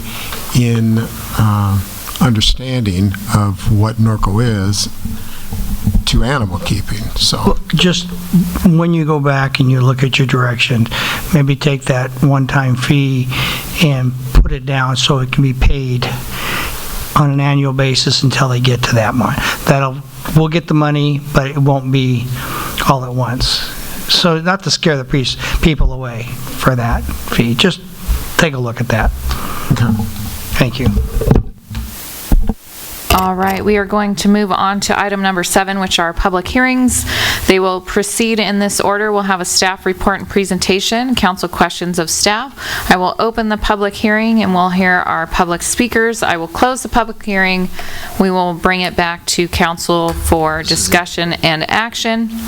So letter A is ordinance 1054, a first reading for a proposed ordinance to adopt the 2019 California Building Standard Codes. And this is being brought to us by Mr. King. Thank you, Madam Mayor, members of the City Council. This is kind of the sister brother ordinance to what you did with the fire code at the last meeting. The state every 3 years adjusts its building code, and all cities are required to adopt that building code minimally. The cities are allowed to add to or make it stricter, but they can't do less than what the state comes out with in the California Building Code. So what you have before you tonight is an ordinance to implement the 2019 California Building Code. Not a lot of changes, but we do have with us Darren Raskin from Wildan. He actually did the research for the report, wrote the report, and he's here to answer any questions that you might have with regards to the changes. And with that, I'll conclude my presentation. All right, thank you, Mr. King. Does council have questions of staff? I'll ask one of Steve or Darren. Since you sat all night. So in the staff report, on wind speed, this comment is Santa Ana winds can reach speeds up to 95 miles an hour sustained. Doesn't the current code go to 130? Is that what we built to in Norco? I believe the standard right now is 110 going into the 2019 code. They're making some adjustments that are more localized. So it's basically going to be something where you're going to go to a map and pull it from the map. Okay. And I didn't see any reason to change the standard California requirements for wind. Which is at 110? Well, the 2016 code, which is what we're currently under, it was 110. We're adopting the 2019 California Building Code, which is going to have some slight modifications. There's not a straight wind speed. It's actually, for most areas, it's going to be reduced some. And it's based on more research and more data that they've put together over the years. So right now, we're at 110. Right now, we're at 110. Going into the new year, some of the designs are likely going to go slightly lower than that. Okay. Somewhere in the 90 to 95 range. That was really the only other question. The other was a comment that I wouldn't really propose going any more stringent than what the California code is. And once again, it's just costs. I mean, you know as well as I do, you look at Title 24 and the electrical impacts of a project, it's horrendous. Yeah. And it just adds tens and tens of thousands of dollars to your project every time they change this damn thing. And energy code is a big one. Right. Yeah. So, that's all I had. Yeah, thank you. Any other questions? Thank you. All right, thank you. So at this time, we will go ahead and open the public hearing. Do we have any cards? We have no speaker cards for this item. All right, I'm going to close the public hearing and bring it back to the council for discussion and action. Madam Mayor, I should ask, maybe, never mind, because I was thinking about the secondary or ADUs on this thing, because I'm looking at that, but I don't think it applies here. So thank you. Never mind. Okay. Motion to approve. Is there a second? Okay. An ordinance of the City Council of the City of Norco, California, amending chapters 15.01, 15.02, 15.03, 15.04, 15.05, 15.06, 15.07, 15.08, and 15.60 of the City of Norco Municipal Code pertaining to buildings and construction, and adding chapters 15.13 and 15.14 for the purposes of adopting the latest edition of all California state model codes by adopting the 2019 California Building Code, including the 2019 Administrative Code, 2019 California referenced, I think that's misspelled, Standard Code, 2019 California Residential Code, 2019 California Green Building Standards Code, 2019 California Electrical Code, 2016 California Plumbing Code, 2019 California Mechanical Code, 2019 California Energy Code, Code Amendment Number 2019-04. Please vote.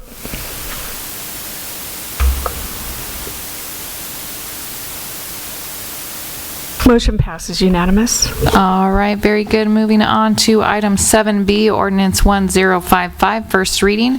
A proposed ordinance to amend chapter 6.22 and 12.18 of the Norco Municipal Code to allow the city to pursue weed abatement in public right-of-way. Mr. King. Thank you, Madam Mayor, members of the City Council. What you have before you tonight is, I'll explain this. What we're doing is proposing an amendment to the code that will allow the city to pursue weed abatement and do it themselves if our citation process is unsuccessful in getting the weeds removed, similar to how the fire department is able to do it on private property. So what will happen, currently what happens if a property owner is not maintaining their right-of-way, which they are required to do by the municipal code, they're issued a citation with our typical citation process, and then they have 20 days to either correct it or appeal the citation. If that doesn't happen and it's not cleaned up, then the second citation is issued with a higher fine. And again, if that is not successful in getting the property owner to remove the weeds, then our only option is to hand it over to the city attorney for it to be prosecuted in the court system.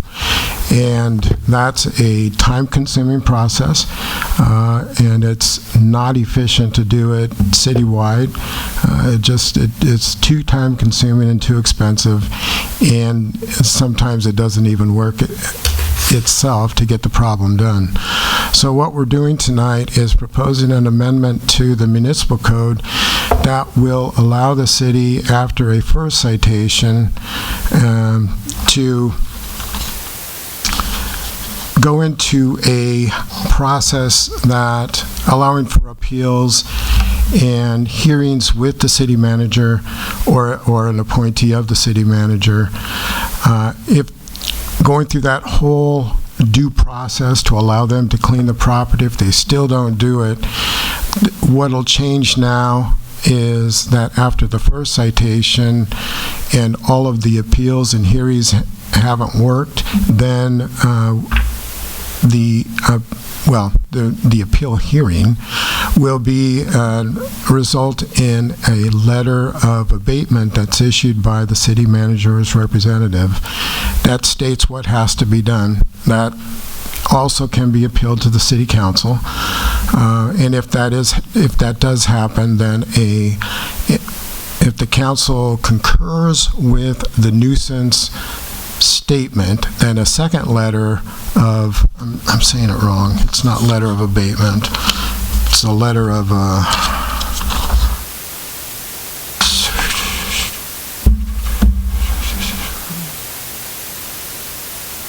well, it's a letter of abatement corrections, something to that effect. That's not the right term, but that's what it is. And it basically, that second letter gives them a date by which they have to correct this situation. And if they don't do it, then this will authorize the city to do it and to keep track of the costs of doing so. After which it'll be brought to the city council to concur with the cost assessment. And if the council concurs with the cost assessment, then the cost becomes an assessment against the property and is recorded as a lien against the property. And I won't go, the flow chart you have up there basically mimics the steps that are in the staff report. The important thing to note about it is whatever direction you take on this flow chart, it always ends up at an end, whatever that is, oblong thing, which means the weeds have been corrected. Our current procedure has an open hanging thing at the end, which sometimes does not result in the weeds being removed. But this new process will result in the weeds being removed, and it does provide a way for the city to recover the costs if the city is the one that ends up having to remove the weeds. So, with that, I'll conclude my presentation and answer any questions. Council have any questions of staff? Sorry. Hold on, Mr. Can I add that the Streets, Trails, Utilities Commission did review this and did recommend approval? Thank you. Are you ready for Councilman Newton? You ready? You ready? All right. So you picked up Chad's slack on this, right, on Streets and Trails?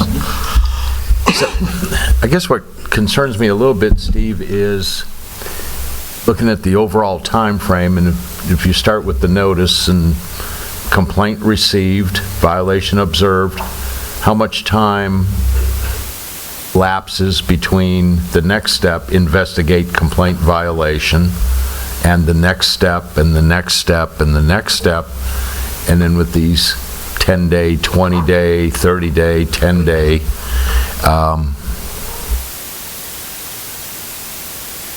months, 4, 5, 6 months before any action is taken?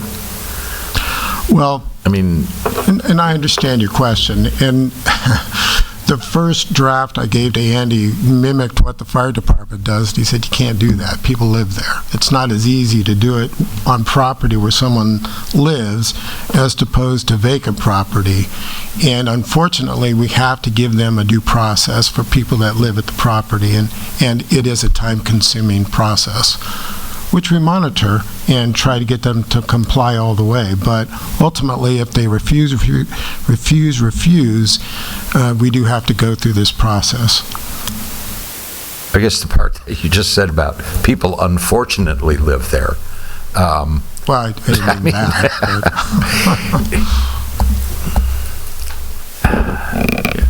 It just seems so long, and I know John likes this due process thing. The Constitution is that little weird thing, and then...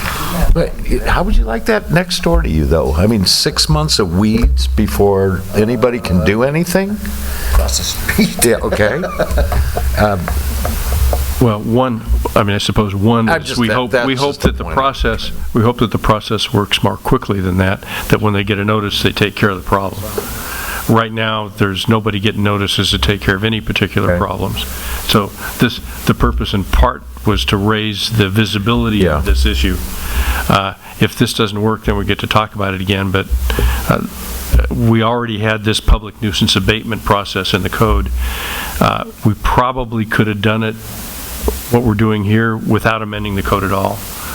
But it wasn't particularly clear, and I think Andy was correct in wanting to make certain that the citizens were aware of what their responsibilities were and that there was a process for it. And so we made it very specific that it applies to essentially trails and to the public right-of-way.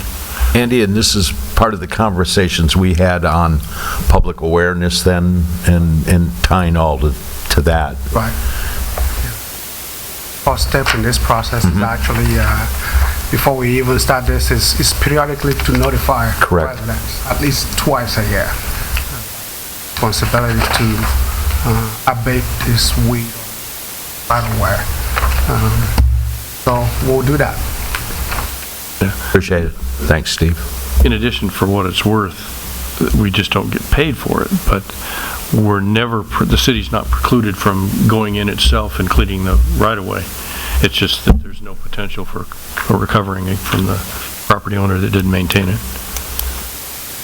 Other questions for staff? I have one real quick. Would there complaints or notices would be going out year-round, I would assume, on this particular item, or would we look at doing it similar to how fire does, where maybe we do a spring and a fall, so that way we're kind of consolidating resources and not having onesies and twosies everywhere? The process that we're considering and looking at right now would be twice a year through water bills and then posted on the city's website as well, a reminder. For the educational purposes, Educational, right? For what about on the enforcement side and the abatement side, if we do have to go out and do this cleaning, is it going to be, we're going to give a contractor, here's 5 this week, here's 5 next week, or are we going to try and kind of consolidate into a time period in the spring and a time period in the fall? That's my question. You know, we're going to have to see how it works, to be honest. It probably would be easier and better to do it the way that you're saying. Because I think Andy or John or someone said it, most people comply with the first notice, but there are those that don't. So we'll have to see how many actually come to fruition, but I think what you're saying is a better way to do it, because it's going to cost us to hire someone to come out to do one property. In addition, in theory, although it doesn't happen with most of the fire department, but in theory, if there are a lot of appeals of that decision, that you don't want them coming to the council one at a time. Right. It may be, in this type of situation, by the time you get through it and then you have to bring someone in to do it, it probably on a quarterly basis or something might be a little bit different because of the way the fire does is on vacants, but I think that probably would work but I could see if we were coming every 2 weeks with that, just would be a nightmare, but I think we'll have to kind of see how that goes. One of the things just to add is a lot of times our problems is a tenant-landlord issue where the landlord is just are not a resident in Norco. So even with that, once and that's why once they finally get notice, they usually try and force the compliance to making sure it happens. So that's where hopefully we won't get to the point of having to actually have it done and then have to be reimbursed. All right, so, go ahead. One other thing. Steve, was there any provision in this thing? I'm thinking about Berwin's neighbor here, the elderly person that I was cleaning his weeds and I just couldn't do it anymore for him. I mean, he had to go hire somebody on his 2 acres. It was $800. There is going to be, I mean, I used to do it for $100. And the reason I say that for the provisions on this thing is because we have, it's just like Brian was saying, we have a lot of people that are out of town, but we have a lot of elderly people that have these large lots.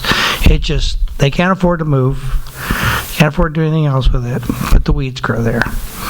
I didn't see any provisions in here for, that would be up to the city manager during the complaint process or something like that. We can't let them, we can't be cheap, but I mean, we have to work with them, right? Well, and realistically, this isn't going to apply to clearing 2-acre lots. It's going to apply to clearing the weeds on the trail in front of one lot. Okay, this doesn't affect our whole private property? No. Just the right-of-way? No, it's the right-of-way. Now, if in fact there's 2 acres that are covered with weeds and it's a public nuisance, then we go through the process we go through now, and that works ultimately. Okay. Thank you. Other questions or comments? I have one. So, if this is only pertaining to weeds on the trail, right? Parkway and horse trail. And then we just approved trail maintenance through Measure Our Trail Maintenance, which includes weed abatement. If needed. Right, if needed, they all do. So, no, I don't know if that makes sense or not, but if you're lucky enough, okay, to have your trail maintained, you don't have to abate your weeds. That's not necessarily true because remember right now, the current contract, they're only touching the trail once. Right. A year. After that, they don't touch it. For a year. For a whole year. But again, most of the time, the issues that we experience is not necessarily on the trail itself. It's really in the parkway. Okay. Because once the rain hits, it blooms and goes crazy. Right. You do get weeds and stuff on the trails, you do. But to your point, if we did the year-round maintenance contract of maintenance, yes, we could call them out at any time, and they would abate any weeds that was necessary in the trail. Does not include the parkway. All right. Okay. Thanks. Okay, so I'm going to go ahead and open the public hearing. Do we have any cards? We have one speaker card, Bill Naylor.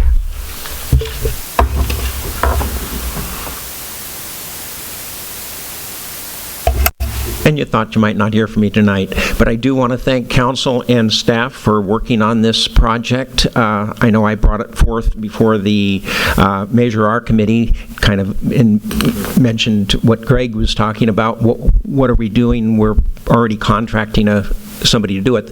I did not want to see us going out and spending all this money on fixing the trails and then letting them go back to pot again. We've got beautiful Norco trails, and we just need to be taking care of them. Otherwise, why were we going to spend the money to begin with? I had a couple of concerns, and in general, I'm very much in agreement with what you're trying to do here, but there was, I read through the whole packet on this, and there was one item that I was trying to figure out what the proposal was. When you're talking about a fine, on this, I guess, the second notice, you had in one place it was $100, in another place it was $250, and in a third place it was up to $500. I'm not quite sure what your recommendation is for this ordinance, or whether it would actually be in the ordinance or be on a future fee schedule or whatever that goes through that you do. The other item that I was concerned about was on the, again, like Greg was talking about, the length of time it's going to take to go through this. One area that I could see that you might be able to save just a little bit of time, but it is going to take some staff time. And I know I brought this up at the Streets and Trails, and staff was concerned that it would take maybe a little too much time. But again, from my experience of being in code enforcement, it did not take hardly any time, and if you did it up front, you didn't have to do it later on. And that is when you made the first door knocker notice and left a notice on the property saying, hey, you've got to take care of this, you've got 10 days, you don't know if it is a rental property or if it's an owner-occupied property. And if you're not, ultimately it's going to come back to the owner. So now would be the time to send the property owner a notice at that same time saying, especially if it's not owner-occupied, so that you're going to save that time window. It's going to take an extra 10 or 15 minutes to do it, but I would strongly recommend doing it. Otherwise, I really think you guys are doing a great job, and I'm just sorry that one of my issues that I submitted over a year ago for a trail maintenance issue where it was encroached upon is still in limbo because nobody wants to address it, but this might help. Thank you. All right, thank you. No other cards? I'm going to go ahead and close the public hearing, and I will bring it back to council for discussion and action. So I had the same question. Just can you outline 100, 250, 500? The This code will be just a one fee, $100, and if they don't comply, then we go into this abatement procedure. There is no second fee that there is with our standard code enforcement process. I could also add to that. The list of items that came from the Streets, Trails, and Utilities Commission, which includes the items that Bill Nello just mentioned, and we have incorporated those here for City Council to consider whether they should direct staff to include these recommendations or comments from the Streets, Trails, and Utilities Commission into the implementation of the proposed code change. So as an example, the door knocker notice that Bill mentioned, I think it's a good idea to have that and provide it in writing also to the property owner. We don't have any issue with that. One of the other items that talked about was make that 20-day period instead of a 10-day period. There was a suggestion that the fine be $500 instead of $100 once they don't comply. And finally, we've talked about this, communicate requirements and new process to all residents and include that in our resident package. Madam Mayor, just to clarify one of the city manager's comments, the reason staff is not in support of sending a letter to the resident or the owner is because it becomes an onerous process for code enforcement. The way we envision this process is that literally every department is going to be participating in leaving door hangers, whether it's parks, public works, even code enforcement themselves. If there's going to be an expectation that a homeowner that's maybe not be the residents there be provided a door hanger, that means every door hanger has to be provided to code enforcement, who has to look up every single one of those to send them a copy of that door hanger.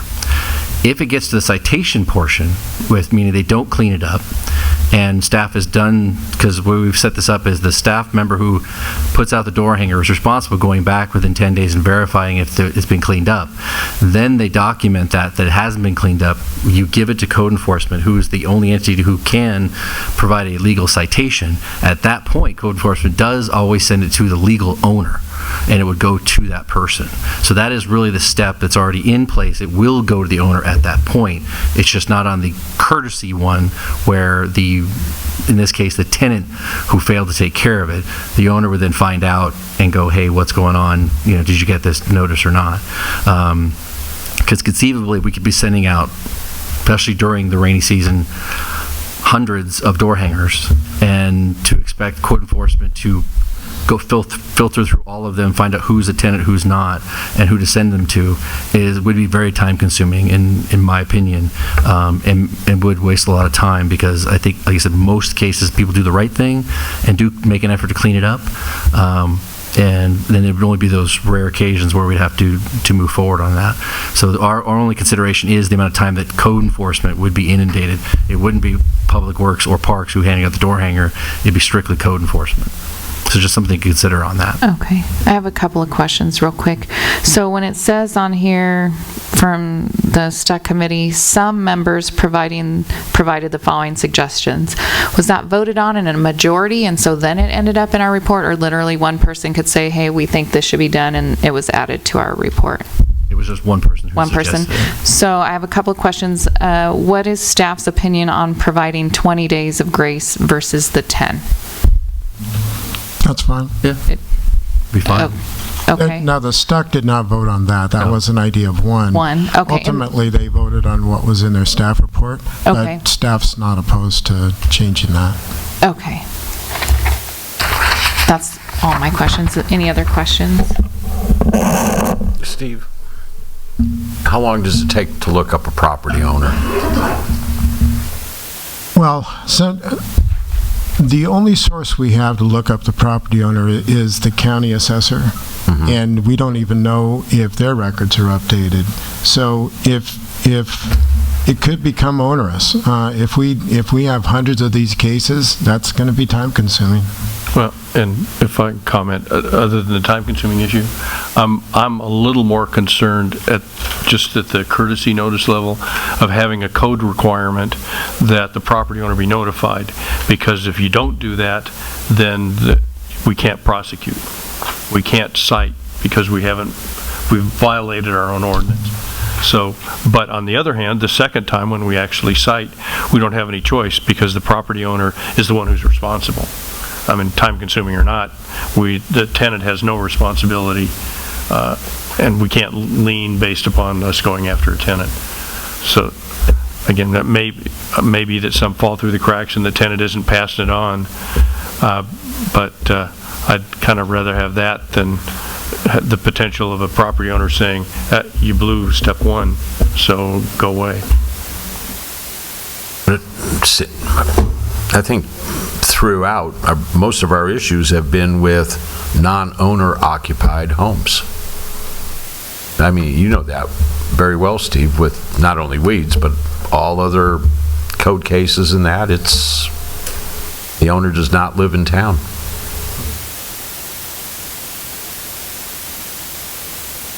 Yeah, oh yeah, I mean, yeah, we have a few, but John, you know that. We've had bunches and still do. But and actually, one of the good things about that process, even those that aren't, that when I get to the point of citing, city attorney's letter goes out, we send our letter to the property owner as well, and property owners comes in and says, "Oh, I didn't know that was a problem," and yells at the tenant and gets taken care of. But the courtesy notice is maybe just too soon in the process. And hopefully the courtesy notice weeds some of those out before it has to get to that point. Okay. I still like that idea, though. Other comments? All the comments are provided by the Streets and Trails Commission. Number 2, they want it $500. So you would, I don't know about you, that's a little steep. 100's fine. I mean, the idea is we're trying to get them to clean up an area and not trying to penalize them.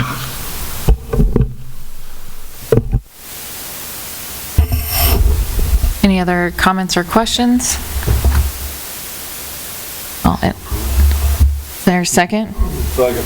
It's been moved and seconded to approve ordinance 1055. An ordinance of the City Council of the City of Norco, California, amending Chapter 6.22 and 12.18 with cross-references in other chapters as needed to allow the city to pursue weed abatement in the public right-of-way using similar methods as the fire department uses to abate weeds on private vacant parcels. Code Amendment 2019-05. I think that last part was this. Please vote.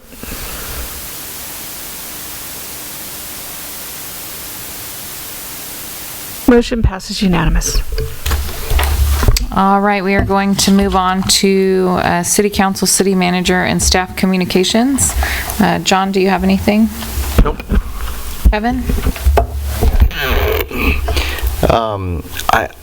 I'm getting a little nervous about the idea where our trees are going to go, and it's not your fault at all, but because I don't know if we're going to start putting our trees in the middle of the parkway, and I don't know if Streets and Trails is discussing this, but I'd like to get an update because where they are now is they're up against people's property or on the property line, and I'm just concerned, are we going to start putting them in the street? I'd like to know what's being proposed, and I don't know, do we have to agendize that, or how would we do that, Andy? Find out where we're at with that. I had asked for this a few weeks ago, and yeah, I think we're fairly in the information collecting stage. Well, on a personal level, I'm growing trees, and I just need to know if I'm growing in the right spot. Well, I think your question is valid, and there's two different things going on. As you know, we got that tree grant, and we're in the process of developing that program. Right now, we're asking people to sign up who wants a tree, and filling out the surveys that are going out for that, so we can kind of get an idea of how many people want to participate, because we have potentially up to 1,200 trees we could plant. The other bigger aspect, I think what you're alluding to is a very big concern is where are these trees going to be planted? In most cases, we're going to assume that these trees are going to be planted in the parkway that exists in front of homes. But in some cases, even like your home and your home street, it's 2-foot parkway, and the trail fence. That's not an appropriate place to park to. Yeah, and the only place there's a parkway is in the new area up in the hills, and maybe some places over in the bluffs. Well, no, actually, there's quite a few areas. It's just, but I think your street is a good example of planting a tree between the street and the fence, which is 2 feet wide. It doesn't make any sense. It's not a very good way to get our urban forest off to a good start that we're trying to plant. And it's part of a bigger discussion that on those streets where there's not a parkway, where there's really just, or a very minimal parkway, and then the trail, again, I think planting a tree, and that's part of what we need to discuss, because the way we're going to work this out in that bigger discussion is we're first getting a group of people that want trees. And then once we have that kind of a quantity of how many trees we're going to plant, we're going to have a user group that our grant identified we were going to put together, which is basically made of local experts like WCA and Brightview, but also Stuck Committee and some people that are basically experts in trees. Get them together and say, look, we've got this demand for trees. What trees should we only consider as a plant palette of the ones we already have approved? And then also the requirements of how they're going to be planted and where, what minimums we're going to establish. Right. One of them we've already established is it has to have a watering source. If you're not going to provide a watering source, we can't provide you a tree. But those are the bigger issues we're going to end up with, is some folks who want a tree and there's no parkway. So what are we going to do? And that's some of the decision making we're going to have to make is, are we going to plant trees in the trail, even on the edge of the trail, which now we can talk about and demonstrate there's actually a problem with that if you do that. And then it's a bigger discussion of, well, are we going to redesign some of these trails so that they have a parkway by taking out the trees that exist, moving the trail over so you have a true parkway so you can plant trees in a parkway because you physically created one. But it's a bigger philosophical discussion because it obviously involves potentially, in some cases, removing a lot of impediments that are in trails now, whether it's encroachments, walls, trees, fire hydrants, poles. It's a bigger philosophical discussion that I need to have, but I need to bring it to you once I can get through the user group that we're planning to create. Okay. But there is a process, and nothing's going to be done until we have those answers, because we want to make sure we do it right. I mean, you put trees in my parkway and it'll be like my fence. I've had to replace pieces of my, I finally gave up pieces of my fence because they keep backing into it all the time, so it'll knock my trees down too. So anyway, that's good. And then I would like to agendize talking about our gym. I don't know where that's going to go, but I'd like to do it sooner than later. It's the most heavily used building in the city. Every time the water table goes up, we have problems with the floor. And I'm wondering if we can at least just discuss that situation.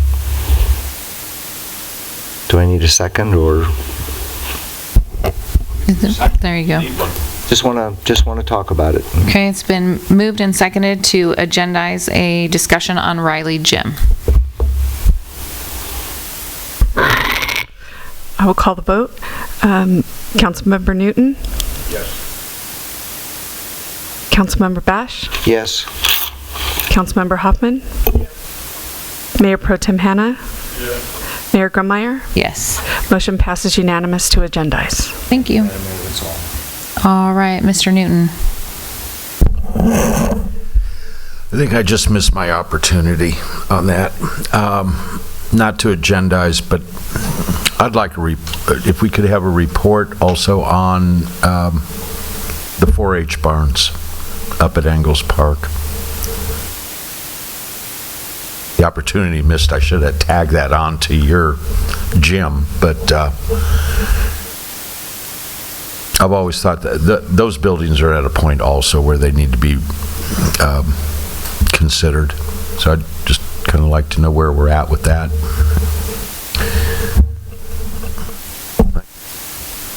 No, not for a report. I don't think so. Okay. Dana, do you have anything? No, I don't.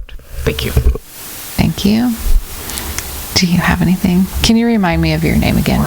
Mark. Thank you, Mark, for learning the ropes this evening. Chad? Steve? Brian? Remind everybody that we have the ribbon cutting for the Amaze Christmas lighting event this Friday, and that the Amaze, which is the large Christmas tree lighting event, will be running through December 21st. We invite the whole public to go out. You can get tickets online by going to amaze.com. We can put that up on our website, but it starts this weekend and will run through the 21st of December. And there's a whole light show in the backyard at the Silver Lakes that is computerized and Amaze, so it'll be really festive and fun for kids and families. So just wanted to let everybody know that. That starts this coming weekend. What was that? Chief? Lieutenant? Erwin? Ted? Lieutenant, I'm ashamed of you. You just had one of the nicer Norco Citizens Patrol dinner, and I expected at least you tell us how much hours they did and everything, because it was very nicely done, and I appreciate everything that you and your staff and the members of NCP do, because that was a very nice dinner. So I got you off the hook. Brian, I want to thank your staff over at the Senior Center. 126 dinners, I think, for that, for the harvest dinner.